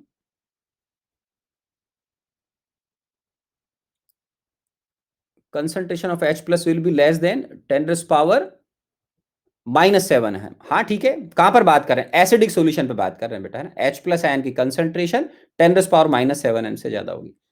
M क्या है, M कौन सा बेटा, M, M कौन सा, एम कौन सा बेटा जिस बच्चे ने पूछा है? एम का मतलब मोलारिटी होता है बेटा, कंसंट्रेशन इन मोल पर लीटर। के डब्ल्यू वैल्यूज एनसीईआरटी से याद करनी है क्या? नहीं, जरूरत नहीं है बेटा, आप 25 डिग्री पे याद कर लो, 25 डिग्री पे याद कर लो, ठीक है। एम, एम का मतलब समझते हो बच्चों? एम का मतलब बताओ, एक बच्चा पूछ रहा है। कंसंट्रेशन इन क्या लिखते हैं बेटा? मोल पर लीटर, मोलारिटी भी बोलते हैं। एनसीईआरटी पढ़ी है, पढ़ो, कोई दिक्कत नहीं है, ठीक है। चलिए बहुत बढ़िया। सर H20 क्या है? पता नहीं क्या निकल रहा है, बहुत जल्दी आपकी बुक करनी है, कर लो जो करना है। एटॉमिक स्ट्रक्चर अभी इसमें नहीं होगा बेटा, स्ट्रक्चर है ना। मैंने आपको जो बच्चे रेगुलर आ रहे हैं उनको शुरू से बोला मैं 2 टॉपिक कवर करूंगा 2 महीनों में, mole concept and ion equilibrium. तो 2 टॉपिक मैंने कवर कर लिए, साल भर का मैं कवर नहीं करता हूँ इसके अंदर, ठीक है ना, नहीं तो आपके आयन इक्विलिब्रियम ऊपर से उड़ जाएगा बेटा, 1 वीक में कराऊंगा तो, है ना। 2 चैप्टर ढंग से करेंगे, और 1 चैप्टर बोनस में करवा दिया है स्पेशल क्लासेस में, गैस स्टेट बोनस। और उसके अलावा केमिकल इक्विलिब्रियम भी मैंने बोला था बच्चों को कि आप चाहें तो मेरी क्लास अटेंड कर सकते हैं, ठीक है। इसीलिए मैं चैट बॉक्स ओपन नहीं करता हूं, रेगुलर बच्चे तो होते नहीं है यार। थ्योरी कहां से रीड करें? थ्योरी वही पढ़ो जो मैं पढ़ा रहा हूं, बस काफी है आपके लिए, और एनसीईआरटी पढ़ लो, बस बहुत है। मेरी नोट्स पढ़ें और एनसीईआरटी बुक पढ़ लें, more than enough, more than enough. के डब्ल्यू टेम्परेचर ओनली पर डिपेंड करता है, हाँ के डब्ल्यू टेम्परेचर डिपेंडेंट टर्म है बेटा, है ना। आपको उसको ध्यान में भी रखना है कि टेम्परेचर इंक्रीज करने से के डब्ल्यू इंक्रीज होता है। सर क्या आयनिक के लिए केमिकल इक्विलिब्रियम आना चाहिए? केमिकल इक्विलिब्रियम आना आपके लिए फायदेमंद है, क्योंकि आपको अगर लीचेटिस प्रिंसिपल भी याद नहीं तो फिर क्या मतलब है यार आयनिक पढ़ने का? या आना तो चाहिए ना आपको यार, थोड़ा तो आना चाहिए बेटा, थोड़ा बेसिक तो आना चाहिए, बिल्कुल बेसिक सा तो आना चाहिए। 12th कब स्टार्ट होगा? 12th जनवरी में स्टार्ट होगा बेटा। आपकी बुक से थ्योरी कर लें। अरे मैं ही पढ़ा रहा हूँ ना यार, ओरिजिनल कॉपी आपके सामने बैठी, पढ़ो ना आप तो, मेरी थ्योरी पढ़ो ना यार, क्यों बुक में से, मेरी बुक में से पढ़ना तो पढ़ लो, कोई दिक्कत नहीं। एक बच्चे ने क्या लिखा था, ऑर्गेनिक में कुछ पढ़ा था, लिखा था यार, वो निकल गया। नहीं आता तो ये कोर्स कैसे करें? क्या नहीं आता बेटा? देव, देव क्या नहीं आता? अरे देव क्या नहीं आता? एक बच्चे ने बोला नहीं आता, क्या नहीं आता भैया? क्लास क्यों नहीं अटेंड कर रहे थे रेगुलर? मोल पढ़ा दिया, केमिकल इक्विलिब्रियम में आपको बुलाया मैंने अटेंड करने के लिए, तो क्यों नहीं आए थे वहां पे? Sir can 11th class join theory course? हाँ, आप अगले साल मेरी 11th क्लास की थ्योरी ज्वाइन कर लेना, उसमें कोई दिक्कत नहीं है। कौन बच्चा एक आंसर माई क्वेश्चन? बेटा इतना फास्ट निकल रहे हैं, मैं पढ़ नहीं पा रहा हूँ यार, इतने फास्ट निकल रहे हैं यहाँ पर, है ना। ये बच्चे रेगुलर नहीं है, इसका मतलब मेरे को ऐसा लग रहा है कुछ बच्चे रेगुलर नहीं, तो बेटा आपको सिंपल सजेशन है, रेगुलर कुछ क्लास करो, अपने आप सारी बातों के आंसर मिलने शुरू हो जाएंगे, है ना। उससे क्या होगा, बाकी बच्चे डिस्टर्ब हो रहे हैं जो रेगुलर बच्चे हैं क्लास के अंदर। डाउट तब देखिए, अरे तो डाउट तो बताओ ना यार, डाउट क्या है? चैट देखो, सारे बच्चे बोले रेगुलर ऑफ कर दो। Can the value of pH be negative? Nice question, nice question. एक बच्चे ने बहुत प्यारा क्वेश्चन किया है, अच्छे क्वेश्चन तो मुझे बड़ा अच्छा लगता है यार। उसने पूछा है बच्चों कि पीएच क्या नेगेटिव हो सकती है क्या? केमिकल इक्विलिब्रियम नहीं आता? बहुत दुख की बात है, इसका मतलब आपने पढ़ाई नहीं करी बेटा, है ना। बहुत दुख की बात है कि 11th क्लास का सेशन ही खत्म होने को आ गया सारे कोचिंग इंस्टीट्यूट्स में, और आपको केमिकल इक्विलिब्रियम नहीं आता। तो मैं आपको हेल्प कर देता हूं, आप मेरे 13 के बैच में जाना, गूगल बैच में, उसमें मैंने केमिकल इक्विलिब्रियम पढ़ाया 4 5 6 लेक्चर, तो आप वहां पर मेरी रिकॉर्डिंग देख लो जिन बच्चों को नहीं आता है, ठीक है। अच्छा, अब जो बच्चे पूछ रहे हैं पीएच नेगेटिव होता है क्या, आपको मेरी बुक कब करनी है? चैप्टर एंड होने के बाद आराम से सॉल्व करना शुरू कर दो, मिड में आ जाए तो भी धीरे धीरे प्रॉब्लम सॉल्व करते रहे। चलो, अब घबराए नहीं, मैं अब आपको आंसर देता हूं कई बच्चों के क्वेश्चंस के, ठीक है। जैसे एक बच्चे ने बड़ा अच्छा क्वेश्चन किया था मेरे प्यारे बच्चों, वेरी नाइस क्वेश्चन, एक ने 2 3 ने कर लिया बाद में, कि क्या सर पीएच नेगेटिव हो सकती है क्या? Very nice question. भले आईआईटी में नहीं आएगा कोई बात नहीं, लेकिन क्वेश्चन जब अच्छा होगा तो मैं अच्छे का आंसर देता हूं। फालतू में मेरे को ये नहीं आता, मुझे वो नहीं आता, तो बेटा किसने मना किया था आप क्लास मत करो? अरे जो बच्चे ईमानदारी से रेगुलर क्लास करें उनको देखो कितना फायदा हो रहा है। हम साल भर के अंदर ऑफलाइन में क्या टॉपिक पढ़ाते हैं? Mole concept, atomic structure, chemical equilibrium, ionic और गैस स्टेट। मैंने इतनी अच्छी प्लानिंग करी, जो बच्चे रेगुलर उनको मालूम है कि 2 महीने के अंदर मोल कंप्लीट अपना हो गया है, 1 महीने में। आयनिक में पूरा डेप्थ के साथ कवर करूंगा आईआईटी के हिसाब से, ठीक है। उसके अलावा मैंने केमिकल इक्विलिब्रियम इनके लिए पैरेलल में चला दिया 13 में, उन बच्चों ने वहां कर लिया, 11th के रेगुलर बच्चों ने, जो हमारे रेगुलर बच्चे पढ़ते हैं। उसके अलावा मैंने गैस स्टेट को पार्ट्स में रिकॉर्डिंग कर दी, गैस स्टेट पार्ट 1 2 3 4 5 6। अब और क्या यार, मेरी जान लोगे क्या बच्चों यार? आयरन मैन हूं तो इसका मतलब ये थोड़ी है कि यार मैं कोई आपको, और यहां पर कोई सुपर फास्ट नहीं चल रहा, बच्चे जानते हैं मोल कॉन्सेप्ट को हमने बहुत सिस्टमेटिक, आराम से प्रॉब्लम को डिस्कस करते हुए करा है, ये सब बच्चों को मालूम है। तो घास नहीं काटता हूं बेटा मैं, ऐसे नहीं कि मैं एक एक वीक में टॉपिक पढ़ा दिए और बच्चे फिर बाद में परेशान होते हुए घूम रहे हैं, वो मेरा काम नहीं है बेटा, है ना। और जो बच्चों को मान लो कोई और टॉपिक भी कोई रह गया हो तो वो मेरी रिकॉर्डिंग देख लो, और मैं एटॉमिक स्ट्रक्चर भी 11th क्लास के अंदर नेक्स्ट ईयर पढ़ाऊंगा, तो आप उसमें मेरी रिकॉर्डिंग देख लेना एटॉमिक स्ट्रक्चर की, या कर लेना, ज्वाइन ही कर लेना, मुझे उसमें भी तकलीफ नहीं है। अरे 12th क्लास में तो वैसे ही ज्वाइन करोगे, मैं ऐसा मान के चलता हूँ जो अच्छे बच्चे हैं। अब बचे 11th क्लास की बात, तो 11th में आपके अनअकैडमी प्लेटफॉर्म की जो हमारे इस प्लेटफॉर्म की ब्यूटी वो क्या है कि आपने अगर एक सब्सक्रिप्शन ले रखा है 12th क्लास का, तो आप 11th क्लास में भी आ सकते हो। तो ये जो टॉपिक है 11th क्लास के, आप मेरी 11th क्लास में कर लेना यार, उसमें कोई दिक्कत थोड़ी है, मैं थोड़ी मना करूंगा आपको। Most welcome. पढ़ने का जज्बा आपका होना चाहिए, पढ़ने का जज्बा आपका होना चाहिए। रो मत कि सर मैंने ये नहीं करा, मुझे ये ना, तो रो नहीं, रोने से कुछ नहीं होता है। मैंने क्या लाइन दी थी आपको आज जो दी थी, भगवान उनकी मदद करेगा जो अपनी मदद करेंगे। और थिंकिंग बहुत पॉजिटिव होनी चाहिए, विल पावर स्ट्रांग होनी चाहिए। जिन बच्चों ने मेरा टेलीग्राम चैनल ज्वाइन कर रखा है उनको मैं ध्यान है, याद है उन बच्चों को, मैं डेली आपको मोटिवेट करने के लिए कुछ लाइंस ढूंढ ढूंढ के लाता हूं, जो मेरे दोस्त वगैरह मुझे भेजते हैं कहीं से भी, किसी भी सोर्स से अच्छी लाइंस, तो यार मोटिवेट करने के लिए किधर से भी है, आपने क्या करना है। तो मैं आपको टेलीग्राम चैनल पे हमेशा एक एक आपको कुछ लाइन मैं अपने हिसाब से भेजता हूँ, जो मुझे लगता है कि बेटर है आपके लिए, तो उनको मैं भेजता हूँ, तो उनको आप रोज देखा करो। 15 सेकंड का काम है। फ्यूचर में फिर मैं बाद में मैं क्विज वगैरह डाल दूंगा, वो तो यार बहुत टाइम पड़ा है मेरे पास करने के लिए। ठीक है। अब मैं जिन बच्चों ने पूछा एक अच्छा क्वेश्चन, उनका आंसर देता हूं। तो अब प्लीज मेरी क्लास में मैं बच्चों से रिक्वेस्ट कर रहा हूं, एक तरीके से रोना मत यार, मुझे ये नहीं आता, मुझे वो नहीं, ये गलत बात है। 2 महीनों के अंदर फर्स्ट डे मैंने कहा था मैं 2 टॉपिक करवाऊंगा, मोल और आयनिक, वेरी फर्स्ट डे कहा था, एकदम क्लियर बोला था। उसके बाद मैंने बच्चों का प्यार देखा, मोहब्बत देखी, इनका सम्मान देखा, रेस्पेक्ट देखा, दो के साथ में 2 टॉपिक करने का तरीका बता दिया, गैस स्टेट पूरा कवर कर दिया, केमिकल इक्विलिब्रियम हो चला, कल खत्म हो जाएगा उस। ठीक है। और एटॉमिक भी आप चाहो तो मेरी 11th क्लास में अटेंड कर लेना, मैं नेक्स्ट नेक्स्ट ईयर 11th का जो बैच शुरू होगा उसमें पढ़ लेना बेटा, मोस्ट वेलकम, क्या दिक्कत आ रही है। आयनिक यहाँ पढ़ो ढंग से, जो भी करो ढंग से करो यार, टाइम पास नहीं करो। एक एक वीक में टाइम पास करते हैं बच्चे, नहीं ऐसे कोई कोर्स नहीं होता है, को एक वीक में होता है क्या, उड़ जाओगे भी एक वीक में क्रैश कोर्स कराऊंगा तो पता ही नहीं चलेगा क्या हो रहा है सर, है ना। वो बॉस केवल जीनियस बच्चे पिकअप कर सकते हैं उसको, वो भी पूरा नहीं कर पाते, कुछ ना कुछ तो छूटेगा यार। चलो खैर आगे बढ़ते हैं। अब एक बच्चे ने पूछा था, उनका आंसर देते हैं। तो आप मेरी बातों को नेगेटिव ना लेते हुए थिंक पॉजिटिव, मान के चलना कि एक बहुत एक्सपीरियंस पर्सन पढ़ा रहा है, 19 ईयर का एक्सपीरियंस है मेरा लगभग टीचिंग का। ठीक है, आपकी उम्र से ज्यादा है तो उसका बहुत फायदा मिलेगा, मेरी बातें मानते जाना। अब मैं आपको पीएच कैलकुलेशन की बात करता हूं। ठीक है, पीएच कैलकुलेशन की बात करता हूं। मैंने अभी आपको पीएच स्केल के बारे में बताया, बोलोगे यस सर। तो सबसे पहले तो एक बच्चों ने पूछा कि पीएच नेगेटिव हो सकती है क्या। यस, साइंटिस्ट के हिसाब से होती है बेटा, हमारे लिए नहीं, क्योंकि हम क्या होता है, हम डाइल्यूट सॉल्यूशन को हैंडल करते हैं आईआईटी जेईई के हिसाब से, 11th class 12th class IIT JEE के हिसाब से। अब देखो, पीएच कैलकुलेशन में सबसे पहले बातें करेंगे स्ट्रॉन्ग इलेक्ट्रोलाइट्स की। किनकी बातें करेंगे, स्ट्रॉन्ग इलेक्ट्रोलाइट्स की। अब स्ट्रॉन्ग इलेक्ट्रोलाइट्स में कौन कौन होते हैं बेटा, जैसे मान लो HCl है, ये स्ट्रॉन्ग एसिड हो गया, NaOH है, ये स्ट्रॉन्ग बेस हो गया। ठीक है ना, या फ्यूचर में हम NaCl की बातें भी करेंगे आने वाले टाइम में, सब आएंगे धीरे धीरे, one by one one by one. तो सबसे पहले मैं बात करता हूं आपसे pH calculation of strong acid, कि सर हम स्ट्रॉन्ग एसिड की पीएच कैसे निकालते हैं। आप बोलोगे ठीक है सर। तो देखो, HCl एक्वस, इसकी कंसंट्रेशन को अगर हम C मानते हैं, तो हम जब इसको 100% आयनाइज करते हैं मेरे प्यारे बच्चों, तो मैं आपको आईआईटी जी के हिसाब से पहले गाइड कर दूं कि हमें एग्जामिनर कुछ नहीं बोलेगा तो हम इसको 100% आयनाइज कर देते हैं। होता क्या है कि ये जो कॉन्सेप्ट है वो कहां पे लगता है, एक्चुअल में लगता है डायल्यूट सॉल्यूशन। कहां पे लगता है, डायल्यूट एक्वस सॉल्यूशन। ठीक है ना। जो बच्चे मुझसे पूछते हैं कि पीएच नेगेटिव हो सकती है क्या, आपके लिए नहीं, साइंटिस्ट के लिए नेगेटिव हो सकती है, क्योंकि उनका स्टैंडर्ड अलग है, थर्मोडाइनमिक्स से पढ़ते हैं, थर्मोडाइनमिक्स के हिसाब से चलते हैं वो। हमारा तो कोर्स 11th 12th का है, हम तो लॉ के अंदर भी देखो आप कंसंट्रेशन ऑफ H+ लिखते हैं 10th क्लास से पढ़ते आ रहे हैं, जो कि लॉजिकली थर्मोडाइनमिक्स उसको एक्सेप्ट नहीं करता, लॉ के अंदर यूनिट नहीं होती। तो स्टैंडर्ड का फर्क है, घबराए नहीं। छोटी क्लास अलग होती है, बड़ी क्लास अलग होती है। अब आप क्लासेस बढ़ते जा रहे हैं, आपका स्टैंडर्ड बढ़ता जा रहा है। तो अब देखिए, ये जो आपने लिखा है H+ और Cl- कंसंट्रेशन, ये डाइल्यूट सॉल्यूशन पर हम कर देते हैं, मतलब आईआईटी में जो आप कैलकुलेशन करोगे उसमें आप ऐसा करना।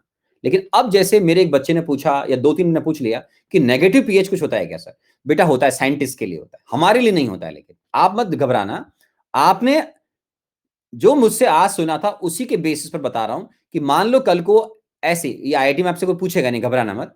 मान लो ऐसे बोला 2M HCl aqueous solution, suppose आपसे ये पूछ लिया, आराम से आपके क्वेश्चन का आंसर आने जा रहा है, जो 3-4 बच्चों ने कर लिया था बाद में मेरे चैट बॉक्स पे, शायद 3-4 ने कर दिया था, तो घबराए नहीं। अब आप देखोगे, आप बोलोगे जय बजरंग बली, आप लगाओगे फॉर्मूला, आप बोलोगे pH minus log concentration of H plus ion, आप बोलोगे हमें तो फॉर्मूला आता है सर। ठीक है भाई, तो ये फॉर्मूला आपको ध्यान होगा, मैंने डेफिनेशन बोला था डाइल्यूट एक्वस सॉल्यूशन के लिए होता है। पर मान लो 1 मिनट के लिए, 1 मिनट के लिए आपने लगा दिया, तो ये कितना हो जाएगा -log 2। तो ये आप तो लिखोगे -0.30। साइंटिस्ट इस पर ऑब्जेक्शन ले जाएंगे, वो ऑब्जेक्शन ले जाएंगे कि यार सर ऐसे डायरेक्ट नहीं कर सकते। तो ये आईआईटी में नहीं आएगा, लेकिन आपने पूछा तो मैंने आपको हिंट दिया कि एक्चुअल में यहां पर इस तरीके से इसका प्रॉब्लम सॉल्व नहीं होता है।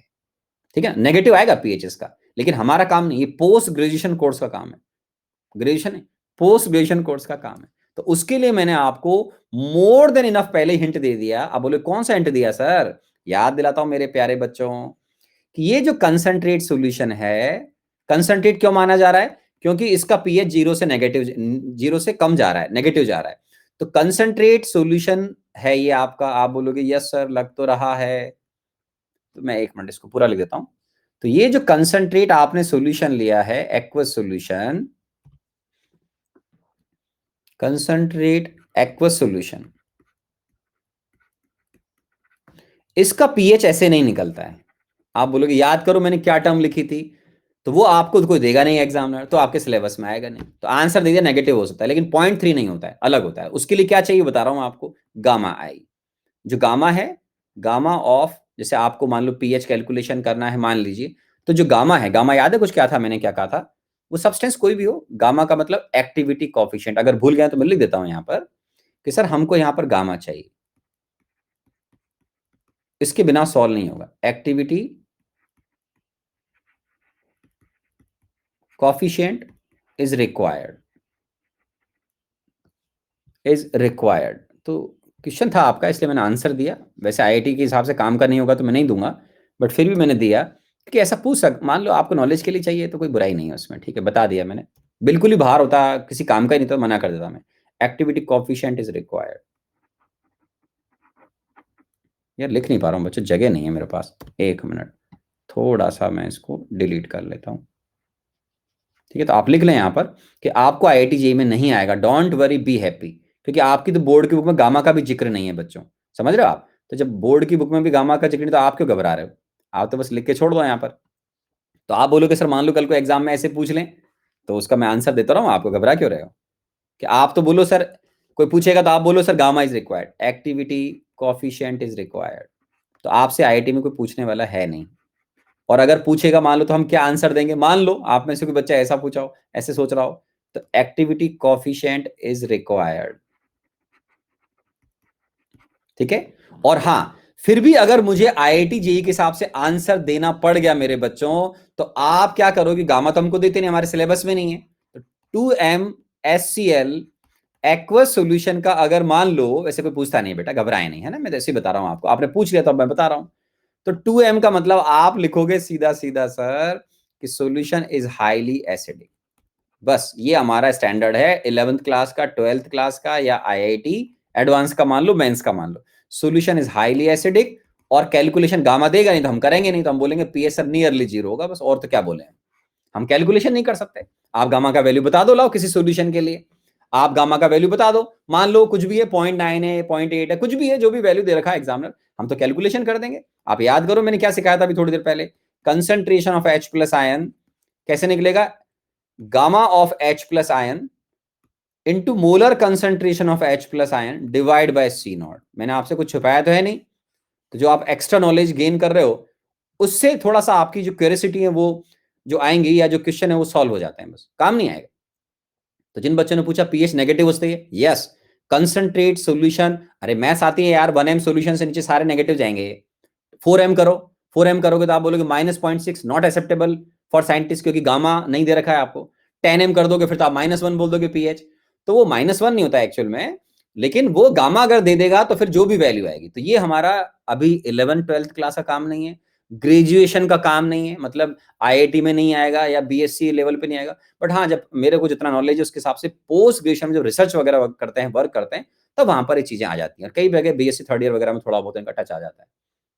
तो ये आईआईटी में काम नहीं आएगा, लेकिन आपने पूछा तो मैं आईआईटी जेईई के हिसाब से आंसर दे रहा हूं कि अपने आंसर थ्योरेटिकल ये होगा या ये होगा। माइनस में आप आंसर प्रोवाइड नहीं करोगे, क्योंकि ऐसा करोगे तो ये तो इसका मतलब थ्योरी पर ध्यान नहीं दे रहे हो। ठीक है, तो ये हमने जिन बच्चों ने पूछा था कि क्या पीएच नेगेटिव हो सकती है, यस पीएच नेगेटिव हो सकती है, लेकिन वो ये नहीं आएगी एग्जैक्टली। उसके लिए एक्सपेरिमेंट करें, वो साइंटिस्ट का काम है गामा निकालना, वो गामा के वैल्यूज दे देंगे तो आप सॉल्व कर ले। तो जो भी नेगेटिव वैल्यू एक्सेप्टेबल है वो यहां से निकालना पड़ेगा आपको। सिखा तो दिया यार, 3-3 बार बोला है, उसका ये नहीं कहां से आया है, ये देखो आप इससे निकालो, गामा दे दो आप मेरे को, गामा देगा एग्जामिनर, अपन सॉल्व कर देंगे। तो आप बोलोगे यस सर। तो यहां से हम पीएच कैलकुलेशन करना सीख गए हैं। कंसंट्रेट की मतलब सीखा नहीं है, आईआईटी के हिसाब से सीखा है, साइंटिस्ट के हिसाब से नहीं। गामा सिलेबस में नहीं है यार, अरे एक्टिविटी का ढंग से जिक्र भी नहीं है आपकी बुक के अंदर, तो मेरे प्यारे बच्चों ठीक है, तो मस्त रहे इसमें। अब हमें क्या आएगा आईआईटी जेईई में, तो उस पर बात कर लेते हैं कि आईआईटी जेईई के हिसाब से, यार स्लाइड किधर ऐड होगी, इधर कर लूं, चलो देखो आप। अब मान लीजिए हम एचसीएल के अलग अलग सॉल्यूशन ले रहे हैं, आराम सुनना, जो आईआईटी जेईई में काम आएंगे। मान लो ऐसे ही 0.1 m, आपने बोला ठीक है सर। सपोज 10⁻³ ओके, आपने बोला 10⁻⁻6m ठीक है सर। -7m ओके, 10 ये बच्चों को ऑफलाइन में ऐसे पढ़ाता हूँ। मान लो ऐसे कुछ भी -10 -12m कुछ भी ले लो आप। तो अब इनके सॉल्यूशन की पीएच क्या आएगी, ठीक है सर। तो इनके सॉल्यूशन का पीएच अगर हम कैलकुलेट करेंगे, और आपको अगर फॉर्मूला याद है, ठीक है, तो अपन क्या करेंगे, आप बोलोगे सर बड़ा आसान है 1, ये भी ठीक है। फिर आप बोलोगे 3, फिर आप बोलोगे 6, फिर आप बोलोगे 7, फिर आप बोलोगे 8, फिर आप बोलोगे 12। ठीक है, आप बोलोगे सर फॉर्मूला लगा दिया मैंने, तो pH is equal to minus log concentration of H plus ion. Dilute solution है सर, पीएच सारी जीरो से ज्यादा आ रही है, आप बोलोगे ठीक है। लेकिन जब ध्यान से देखोगे तो आपको लगे यार मामला कुछ गड़बड़ हो रहा है। 1 तो ठीक है, सारी बातें ध्यान रखना मेरे प्यारे बच्चों, हम 25 डिग्री सेंटीग्रेड पर करेंगे, मैं टेम्परेचर मेंशन नहीं करूंगा, तो 25 चलेगा। तो पीएच अब हम जीरो से ऊपर की बातें कर रहे हैं। मैंने बच्चों के क्वेश्चन का आंसर बहुत डिटेल में दे दिया है। तो नेगेटिव पीएच साइंटिस्ट के लिए होती है, हमारे सोरेनसन के स्केल के अकॉर्डिंग हमारे लिए नहीं होगी, क्योंकि हम डाइल्यूट सॉल्यूशन पे बातें करते हैं। ठीक है, तो 0 से 14 तक जो पीएच चल रहा है, अब देखो 0.1 पे 1 लिखा, 3 लिखा, तो इसको एक्सेप्ट कर लिया जाएगा। 1, 3, 6 भी चल जाएगा, मैं सिखाऊंगा आपको। अब ये 7, आप बोलोगे 7 कैसे आएगा सर, थोड़ी देर पहले तो आप पढ़ा रहे थे 7 तो सोल्यूशन न्यूट्रल होता है, तो ये तो गड़बड़ है। और देखो इंटरेस्टिंग बात, आप फॉर्मूला लगाते चले गए, आप बोलोगे फॉर्मूला तो सही लगाया था सर मैंने, लेकिन ये क्या हो रहा है, एचसीएल को पानी में मिला रहे हो और सॉल्यूशन बेसिक, काफी अच्छा खासा बेसिक हो गया न्यूट्रल।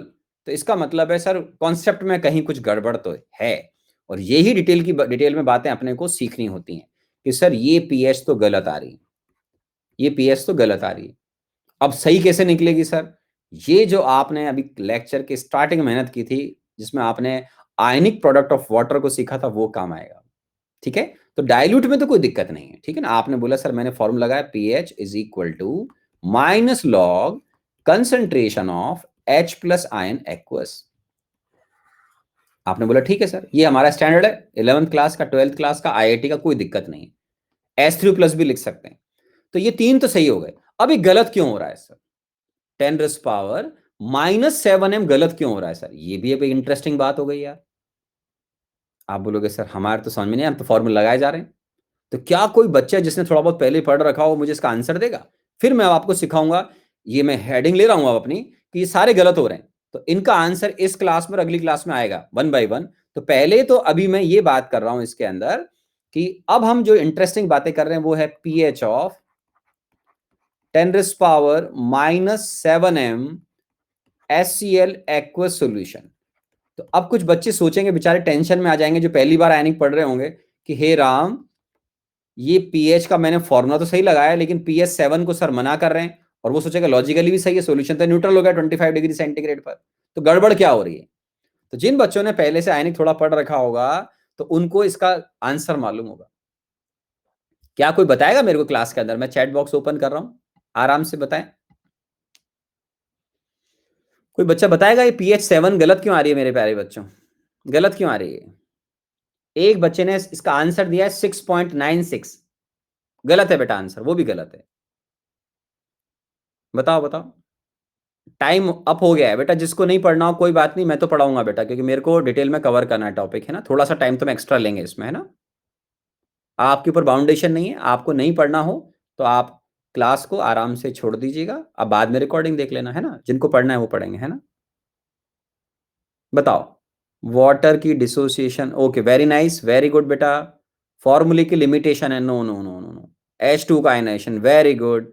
एक्टिविटी कॉफी, नहीं बेटा, नहीं नहीं नहीं नहीं नहीं नहीं। अब आराम, सुनो सुनो सुनो सुनो, अब आराम से सुनते जाओ, सुनते जाओ सुनते जाओ। हो क्या रहा है मेरे प्यारे बच्चों, सामने देखना, सब यहीं देखो। 10⁻⁻7m HCl का मतलब, अब मत लिखना बेटा, चैट बॉक्स में मत लिखो, मेरे सारे बच्चे जानते हैं मैं जैसे मना करता हूं, अच्छे बच्चे मत रुक जाते हैं, अब रुक जाओ चैट बॉक्स पे। आप पहले इसको ऐसे देखो कि आपने HCl को अपने माइंड में इस तरीके से लिखा, H प्लस एक्वस और OH minus, sorry, Cl minus aqueous, ठीक है, Cl माइनस एक्वस। आप बोलोगे ठीक है सर। अब ये 10⁻⁻7m हो गया, और ये भी 10⁻⁻7m हो गया। अब मेरी बात आराम से सुनना सारे बच्चे, आप बोलोगे सुन रहे हैं सर। तो मत भूलो कि पानी भी H प्लस आयन का सोर्स होता है, हालांकि बहुत वीक इलेक्ट्रोलाइट है, क्लास में मैंने बताया, तो घबराना मत। अब डायलूट नहीं, अब तो सॉरी कंसंट्रेट या डायलूट सॉल्यूशन चल रहे हैं, तो यहां पे टेंशन ना लें। आप याद करो कुछ देर पहले आप ऐसा बोल रहे थे कि सर वाटर का जो कंट्रीब्यूशन होता है प्योर वाटर का, वो आपको ध्यान होगा 10⁻⁻7m और 10⁻⁻7m होता था प्योर वाटर के लिए, कुछ देर पहले हमने सुना था। किस टेम्परेचर बातें कर रहे हैं मेरे प्यारे बच्चों, जल्दी बताओ, किस टेम्परेचर बातें कर रहे हैं हम सारी, ये 25 डिग्री सेंटीग्रेड। अब जितना बोलूं उतना ही आंसर देना बस, है ना। फालतू चीजें अब स्क्रीन पे ना लिखना, ठीक है ना। हाँ बिल्कुल नहीं, अपनी क्लास में डिसिप्लिन रहेगा, एयरमैन की क्लास है तो आपको आगे बहुत डेवलपमेंट आएगा। Very nice. अब हो क्या रहा है बच्चों, आप बोलोगे यस सर, HCl से H प्लस आया और वाटर से H प्लस आया, तो बच्चा बोलेगा सर इसका मतलब टोटल जो H प्लस आयन है सर, वो हमारे पास दोनों सोर्स से ऐड करना चाहिए। ये फिर किसी बच्चे ने लिख दिया है। अरे भाई मत लिख भाई, उत्कर्ष भाई कौन बच्चा है, मना कर रहा हूं, 1 मिनट। उत्कर्ष द्विवेदी जी मत लिखो बेटा, अभी सीख लो बेटा, आपको बहुत कम नॉलेज है आयनिक की, है ना। अभी सीखो, घबराओ मत। सीखो बेटा, प्यारे बच्चों सीखो, घबराओ मत, है ना। और ये अपनी नॉलेज कम है तो घबराओ मत, सब आ जाएगी धीरे धीरे, टेंशन मत लो। अब देखो, अब मैं यहां पर आपको चैट बॉक्स ऑफ करके डिटेल में समझाता हूं इसको, और बहुत अच्छा लगेगा इंटेलिजेंट बच्चों को। जो भी IIT जेईई के सिंसियर एस्पिरेंट हैं वो अब शांति से, प्यार से और डिटेल में सुने कि एक तो सर H प्लस आयन का कैलकुलेशन करना हो डाइल्यूट सॉल्यूशन में, एकदम क्रिस्टल क्लियर बोल रहा हूं, सुनते जाइएगा, कि अगर मुझे सॉल्यूशन का पीएच निकालना है तो आपको H plus ion total calculate करना आना चाहिए। एक तो H प्लस आयन कहां से आएगा बेटा, फ्रॉम वाटर, और एक H प्लस आयन कहां से आ रहा है, या H प्लस आयन कहां से आ रहे हैं, HCl से। इसको ऐसे समझो आप, ठीक है। तो एक तो ये कॉन्सेप्ट समझो कि डाइल्यूट सॉल्यूशन में कभी भी अगर मुझे पीएच निकालना है तो मैं इस तरीके से कैलकुलेट करूंगा, जहां पर मुझे लग रहा है कि सर pH 7 ही आ गया, देखो दोबारा देखो, कोई चीटिंग नहीं है, आराम आराम से। अच्छे बच्चों को मोर देन ऑफ टाइम दूंगा, यहां देखो आप, 7 गलत, 8 गलत, 12 गलत। तो अब क्या हो रहा है, तो आप बोलोगे सर कि अब मैं समझ गया, H प्लस आयन टोटल की जो कंसंट्रेशन है वो वाटर से तो आई 10⁻⁻7 और HCl से भी आई 10⁻⁻7, दोनों आपने यहां लिख दिए। तो ये कितना हो गया बेटा, 2 इंटू 10⁻⁻7m। तो इससे जब पीएच निकालोगे तो ये आएगा 6.7, ठीक है, ठीक है। अब ये जो पार्ट लिखा हुआ है 6.7, लॉजिकली तो ठीक लग रहा है सुनने में कि pH 7 से कम आ रहा है सर, सॉल्यूशन एसिडिक होना चाहिए। देखो आपने बेटा पानी में क्या मिला, अरे मेरे प्यारे बच्चों, पानी में अगर HCl मिलाओगे तो सॉल्यूशन तो एसिडिक ही होगा। आप बोलोगे क्या होगा, एसिडिक ही होगा। आप बोलोगे यस सर बात तो सही है। तो pH 6.7 आपका आ रहा है, 7 से कम तो आ रहा है, लेकिन अभी भी साइंटिस्ट इसको एक्सेप्ट नहीं करेंगे, वो बोलेंगे लॉजिकली करेक्ट है, 7 से कम आया। पहले आपका आंसर थर्ड क्लास था 7, अब ये लॉजिकली करेक्ट है लेकिन अभी भी सही कैलकुलेट नहीं हुआ है, तो इसके ऊपर क्वेश्चन मार्क उठ जाएगा कि सर ये एक्यूरेट पीएच नहीं है, अभी लॉजिकली गलत है। आपने कुछ दिनों पहले मेरे साथ जब केमिकल इक्विलिब्रियम में लीच एडिस प्रिंसिपल सुना था, पढ़ा था आपने, ठीक है ना। तो उस क्लास के अंदर मैंने आपको बताया था, या आपने पहले से पढ़ रखा है तो कोई बात नहीं, कि सर ये डायरेक्ट गलत है, तरीका ठीक नहीं है, इसको और अच्छा लाओ आप, और अच्छा लाओ। क्यों? आपने इसमें ली चेटिस प्रिंसिपल पिक्चर में नहीं आया। आप बोले नहीं आया, अरे वाटर के अंदर अगर आप एससीएल मिलाओगे मेरे बच्चों, ये तो प्योर वाटर के अंदर होता है, एससीएल मिलाओगे तो H प्लस एन क्या हो जाएगा, कॉमन, तो इक्विलिब्रियम किधर शिफ्ट हो जाएगा, बैकवर्ड। आप बोलोगे बात तो सही बोल रहे हो सर, तो आप तो पानी का H प्लस एन 10⁻⁷ ले रहे हो, ये तो प्योर वाटर में होता है। कहां पे बातें कर रहा हूं, ये प्योर वाटर की बातें कर रहा हूं मैं तो ये, लेकिन आप तो पानी में एससीएल मिला चुके हो, तो आपको ये समझ में आएगा कि सर इसके अंदर मामला गड़बड़ है। तो अब क्या करें बच्चों, तो अब आपको पूरा ली चेटलिस प्रिंसिपल से इसको समझना चाहिए। और जिन बच्चों को नहीं मालूम है घबराए नहीं, मैं ये बोलूंगा कि यहां H प्लस आयन दोनों के बीच में कॉमन प्रोडक्ट है, ठीक है।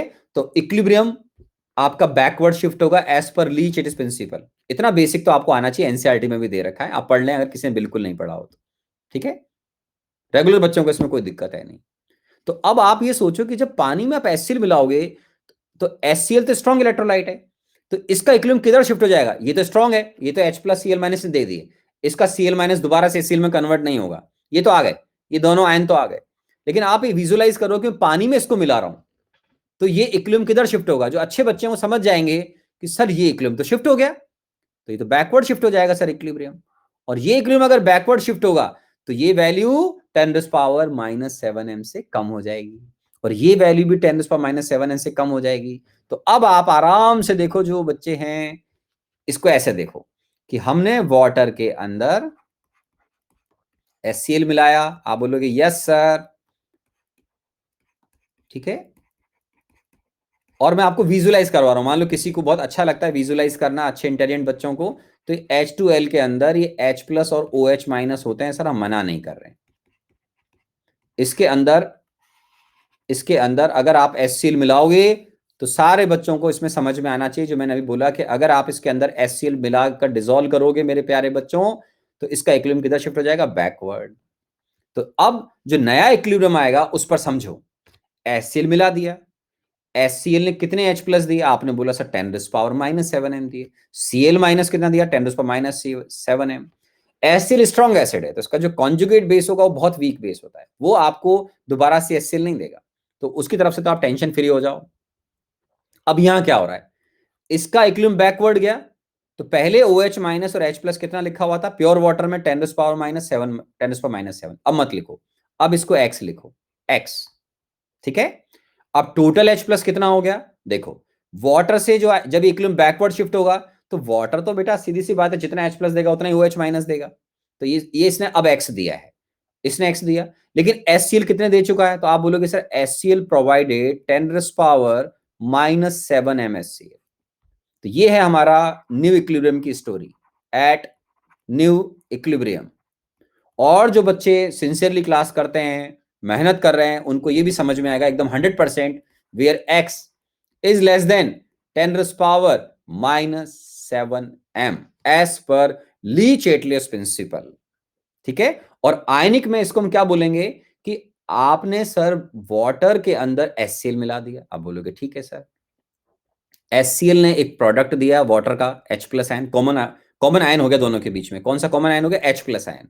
HCl का तो इक्विलिब्रियम हम मानते नहीं, हम तो बोलते हैं HCl 100% आयनाइज करेंगे IIT में, ये हिस्ट्री है उसकी, हमने 100% आयनाइज किया सर। Cl माइनस 10⁻⁷m से किसी का लेना देना नहीं है, तो वो ये H प्लस कहां से आया, अगर किसी बच्चे की कंसंट्रेशन कम भी हो तो भी मैं उसकी हेल्प कर रहा हूं कि ये 10 ऐसे लिख देता हूं मैं आपके लिए, KW तो क्या है, आयनिक प्रोडक्ट ऑफ वाटर, ये तो कांस्टेंट वैल्यू है।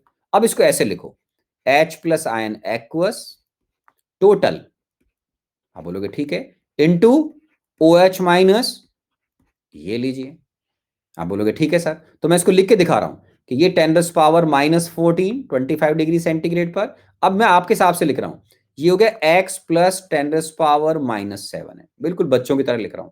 OH माइनस की कंसंट्रेशन क्या है, X किससे कम आ रहा है, 10⁻⁷m से कम आ रहा है। क्यों, वाटर में इतना क्लियर समझाया, 2 बार बोला, वाटर का इक्विलिब्रियम बैकवर्ड शिफ्ट हो जाए, क्योंकि आपने जो HCl मिलाया वो एक H प्लस प्रोवाइड करा जो कि दोनों के बीच में कॉमन हो जाएगा। और हमने ली चेटिस प्रिंसिपल पढ़ा है कभी भी अगर हम प्रोडक्ट को इस तरीके से एक्वा सोल्यूशन में ऐड करेंगे तो इक्विलिब्रियम बैकवर्ड शिफ्ट हो जाए, कोई नई बात नहीं अपने लिए। फिर भी फर्स्ट टाइम के हिसाब से आप सब बच्चे नोट्स बना रहे हैं तो इसको लिख लो। ये क्या है बेटा, ये है concentration of H plus ion from क्या है H2O। ये क्या है बेटा, क्या आज तो समझ में आ रहा है, क्या पता 2 महीने बाद प्रैक्टिस कम करोगे तो भूल जाओ। तो ये है OH minus concentration ion from क्या है ये, वाटर। ठीक है, आई एम सॉरी गलत लिख दिया मैंने, इधर इधर OH माइनस लिखा है ना, तो इसको मैं ठीक कर देता हूं। तो ये जो आपने लिखा है ये क्या हो गया बेटा, H plus ion concentration from, एक सेकेंड, ये आ गया बेटा। तो ये क्या हो गया मेरे प्यारे बच्चों, concentration of H plus ion from HCl, ये भी ठीक है। ये X क्या है मेरे प्यारे बच्चों, concentration of OH negative ion from water. ठीक है, फ्रॉम वाटर, ये लीजिए आराम से। तो ये तो क्वाड्रेटिक इक्वेशन बन गई ना, आप बोलोगे यस सर। तो यहाँ 100% क्रिस्टल क्लियर समझ में आएगा जो बच्चे समझदार हैं उनको। अब क्वाड्रेटिक बन गई, आप बोलोगे ठीक बात है सर। तो मैं इसको ऐसे लिख रहा हूं, यहाँ पर देखो, x square plus 10⁻⁻7 into x minus 10⁻⁻14 is equal to 0। आपको क्वाड्रेटिक इक्वेशन सॉल्व करनी आती है तो याद है फॉर्मूला पढ़ा होगा, -b plus minus √b² minus 4ac/2a। तो यहां से अब मैं सॉल्व नहीं कर रहा हूं, टाइम का प्रॉब्लम है। तो आप क्वाड्रेटिक इक्वेशन सॉल्व करिएगा तो ये जो x का वैल्यू है 10⁻⁻7m से कम आता है, 0.618 इंटू 10⁻⁻7 आएगा। m का मतलब कंसंट्रेशन इन मोल पर लीटर। एक बच्चे ने पूछा भी था थोड़ी देर पहले, तो बेटे क्लासेस क्यों नहीं करी पहले से, पहले कोर्स ज्वाइन करते तो मोल भी पढ़ लेते, साथ में गैस स्टेट और आयनिक केमिकल इक्विलिब्रियम भी फ्री में मिल जाता। आप सोचो, आप तो अब भी दया है, अनअकैडमी की ब्यूटी है कि आप अभी भी वो क्लासेस मेरी रिकॉर्डिंग में सुन सकते हैं। तो ये x की वैल्यू आएगी बच्चों। ये क्वाड्रेटिक सॉल्व करने का मुझे याद है इसलिए मैं आपको डायरेक्ट बता रहा हूँ, आपको रटना नहीं है, आप तो सॉल्व करिएगा आराम से, कैलकुलेशन खराब है इसमें, है ना। अब ये आ गया, अब मुझे क्या निकालना है, पीएच कौन डिसाइड करेगा, सॉल्यूशन के H प्लस आयन, वो कौन है, नो चीटिंग, सामने लिखा हुआ है। तो अब निकाल लो। तो H प्लस आयन टोटल कितना हो गया मेरे प्यारे बच्चों, आप बोलोगे सर x की वैल्यू आ चुकी है 0.618 इंटू 10⁻⁻7 प्लस -7, तो कितना हो गया 1.618 इंटू 10⁻⁻7। यहां से जब आप पीएच कैलकुलेट करोगे मेरे बच्चों तो बहुत बड़ा फर्क नहीं आएगा, लेकिन लॉजिक का डिफरेंस है बेटा। आप विद ली चेटिस प्रिंसिपल जो एक्यूरेट आंसर है वर्ल्ड वाइड, मतलब जो एक्सेप्टेबल है, उसको आप दे रहे हो। यहां पर मेहनत की है, आपको क्वाड्रेटिक सॉल्व करनी पड़ेगी, बिल्कुल मैं मानता हूं। तो यहां पर पीएच का वैल्यू आएगा, कितना आएगा 6.79, कितना आएगा बेटा 6.79। और ये आप जब सॉल्व करेंगे तो आपको बिल्कुल दिखेगा कि ये वैल्यू हमारा 10⁻⁻7 से कम आएगा। इसका मतलब ली चेटलियस प्रिंसिपल एकदम करेक्ट है, अंकल सही बोलते थे। या ये प्रूव भी होगा कि इक्विलिब्रियम बैकवर्ड शिफ्ट हो रहा है, होता है वो तो। प्रोडक्ट को ऐड किया है आपने यार, दोनों के बीच में H प्लस आयन कॉमन है मेरे प्यारे बच्चों। ठीक है, तो ये आपको जो अच्छे बच्चे उनको बहुत बढ़िया लगना चाहिए कि सर मजा आ गया इस पीएच कैलकुलेशन में, 6.79। ठीक है, आप आराम से देख लें। और मैं आपको नेक्स्ट क्लास का होमवर्क भी दे रहा हूं इसी के ऊपर, आपको बस एक ही क्वेश्चन करके लाना है, calculate pH of 10⁻⁻8m। Calculation खराब है, कैलकुलेटर की यूज कर लेना आप, तो कोई दिक्कत नहीं है, कैलकुलेटर यूज कर लेना आप। तो pH of 10⁻⁻8m HCl at 25 degree centigrade. ठीक है, आप मैंने कहा कैलकुलेशन खराब है, तब याद कर लेना। इस पार्ट में बहुत इंटरेस्टिंग पार्ट है अच्छे बच्चों के लिए, रेगुलर क्लास करने वालों के लिए, जिन्होंने केमिकल इक्विलिब्रियम पढ़ रखा है, आयनिक मेरे साथ प्यार से सुन रहे हैं, तो आराम से देख लो मेरे प्यारे बच्चों। इसमें अपने को समझ में आना चाहिए कि अब तक नॉलेज इतनी बढ़ गई होगी कि एक टाइम हमने 7 को मना किया, सामने देखो 7 के लिए बोला गलत है सर, फिर हमने कॉन्सेप्ट को आगे बढ़ाया, हमने बोला सर वाटर भी H प्लस देगा तो हम उसके H प्लस कंसिडर करेंगे। तो वेरी इंपॉर्टेंट आपके लिए लिख रहा हूं मैं कि आपको दिमाग चलना चाहिए कि डाइल्यूट सॉल्यूशन में, अरे पानी में एसिड मिलाओगे तो सॉल्यूशन एसिडिक तो होगा ना यार, भले ही पीएच 7 से थोड़ी सी कम होगा। तो उसके लिए आप हमेशा ये ध्यान रखो आप डाइल्यूट सॉल्यूशन में। अब इसके आगे मैं अभी और पढ़ाऊंगा नेक्स्ट क्लास में, अभी तो सुनना है। तो H प्लस आयन टोटल का एक कॉन्सेप्ट गलत क्यों हो गया? ये गलत इसलिए हो गया क्योंकि लॉजिकली गलत है कि आपने सर इसके अंदर कॉमन आयन इफेक्ट या उसको ली चेटिस प्रिंसिपल से भी समझा है कि सर ये ली चेटिस प्रिंसिपल के अकॉर्डिंग गलत है सर, पानी में एसिड मिला रहे हो उसका इक्विलिब्रियम डिस्टर्ब भी नहीं हो रहा है। आपने तो मान के बैठे हो कि पानी से H प्लस आयन और OH माइनस इक्वल आएंगे, पॉसिबल ही नहीं है। क्यों? सॉल्यूशन के अंदर वाटर सॉल्वेंट है और HCl सॉल्यूट है। तो हम लॉजिकली और आगे बढ़े, और आगे बढ़ने के बाद फिर हमने आयनिक प्रोडक्ट है KW तो कांस्टेंट वैल्यू है, तो H प्लस आयन अगर इंक्रीज होगा तो यहां लिखना सीख जाओ इसे H plus ion total. H plus ion जितना ज्यादा होता जाएगा बेटा OH माइनस उतना कम होता जाएगा। क्यों? सॉल्यूशन क्या रहेगा? एसिडिक, और KW क्या है? KW की वैल्यू फिक्स है, तो ये तो कांस्टेंट है मेरे बच्चों, ये थोड़ी चेंज होता है यार, ये तो कांस्टेंट है। क्या बोलते हैं इसको? आज ही नाम सुना है, ionic product of water.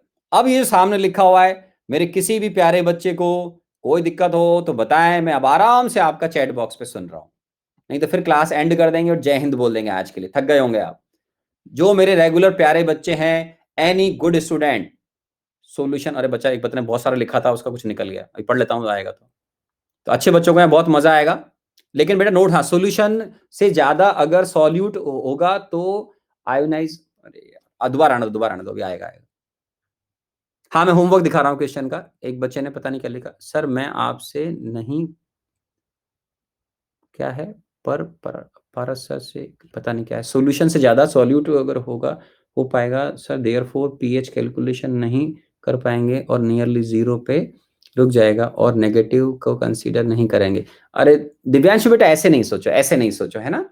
Water ऐसे मत सोचो बेटा दिव्यांशु बेटा, इसको ऐसे सोचो मेरे प्यारे बच्चे कि जब सॉल्यूशन कंसंट्रेट हो जाएगा तो उसके लिए साइंटिस्ट ने एक अलग थ्योरी बना रखी है मेरे बच्चे, वो मैंने आपको इन टर्म्स ऑफ एक्टिविटी बताई।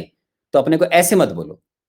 हमारा जो स्टैंडर्ड है वो 9th 10th 11th 12th class है, आईआईटी का जो स्टैंडर्ड है, मैं उसके हिसाब से आपको आंसर किया कि अपने को पीएच जो निकालना पड़ेगा सोरेनसन के हिसाब से, हमारा स्केल 0 से 14 है।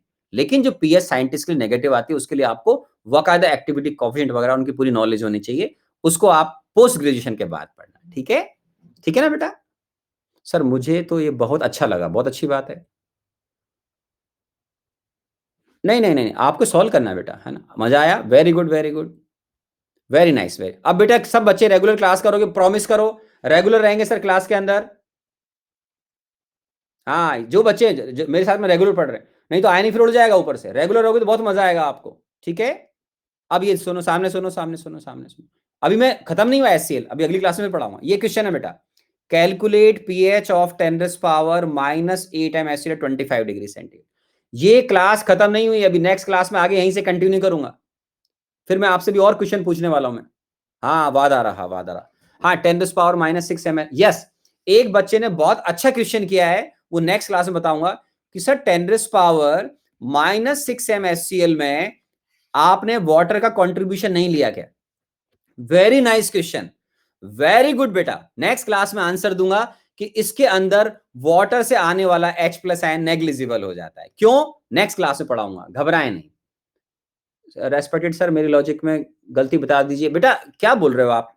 अरे भाई पानी के अंदर सीधी सी बात होती है, आप जो सॉल्यूट को मिलाओगे तो कंसंट्रेट सॉल्यूशन होगा, तो वहां पर हम थ्योरी हमारे हिसाब से नहीं चलेगी, साइंटिस्ट एक्टिविटी डिफाइन करते हैं वहां पर।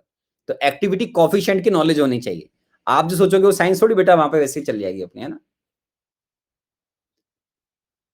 अरे जिसने भी केमिकल जिन भी सर से पढ़ा है कोई बात नहीं बेटा, पढ़ रखा है ना, अच्छी बात है, बस काफी है, काफी है। अब बहुत है यार मेरे बच्चों, ठीक है ना। ओके, ये साइमंडस इक्विलिब्रियम केस थोड़ी है यार, एसिड तो स्ट्रॉन्ग एसिड है, ये साइमंडस इक्विलिब्रियम केस नहीं है ना। चलो आज के लिए बहुत हो गया बच्चों, खुश रहें, मस्त रहें। अगली क्लास में यहीं से आगे कंटिन्यू करूंगा, यहीं से कंटिन्यू करूंगा। खुश रहें, आपका प्यार रेस्पेक्ट मुझ तक पहुंचता रहे।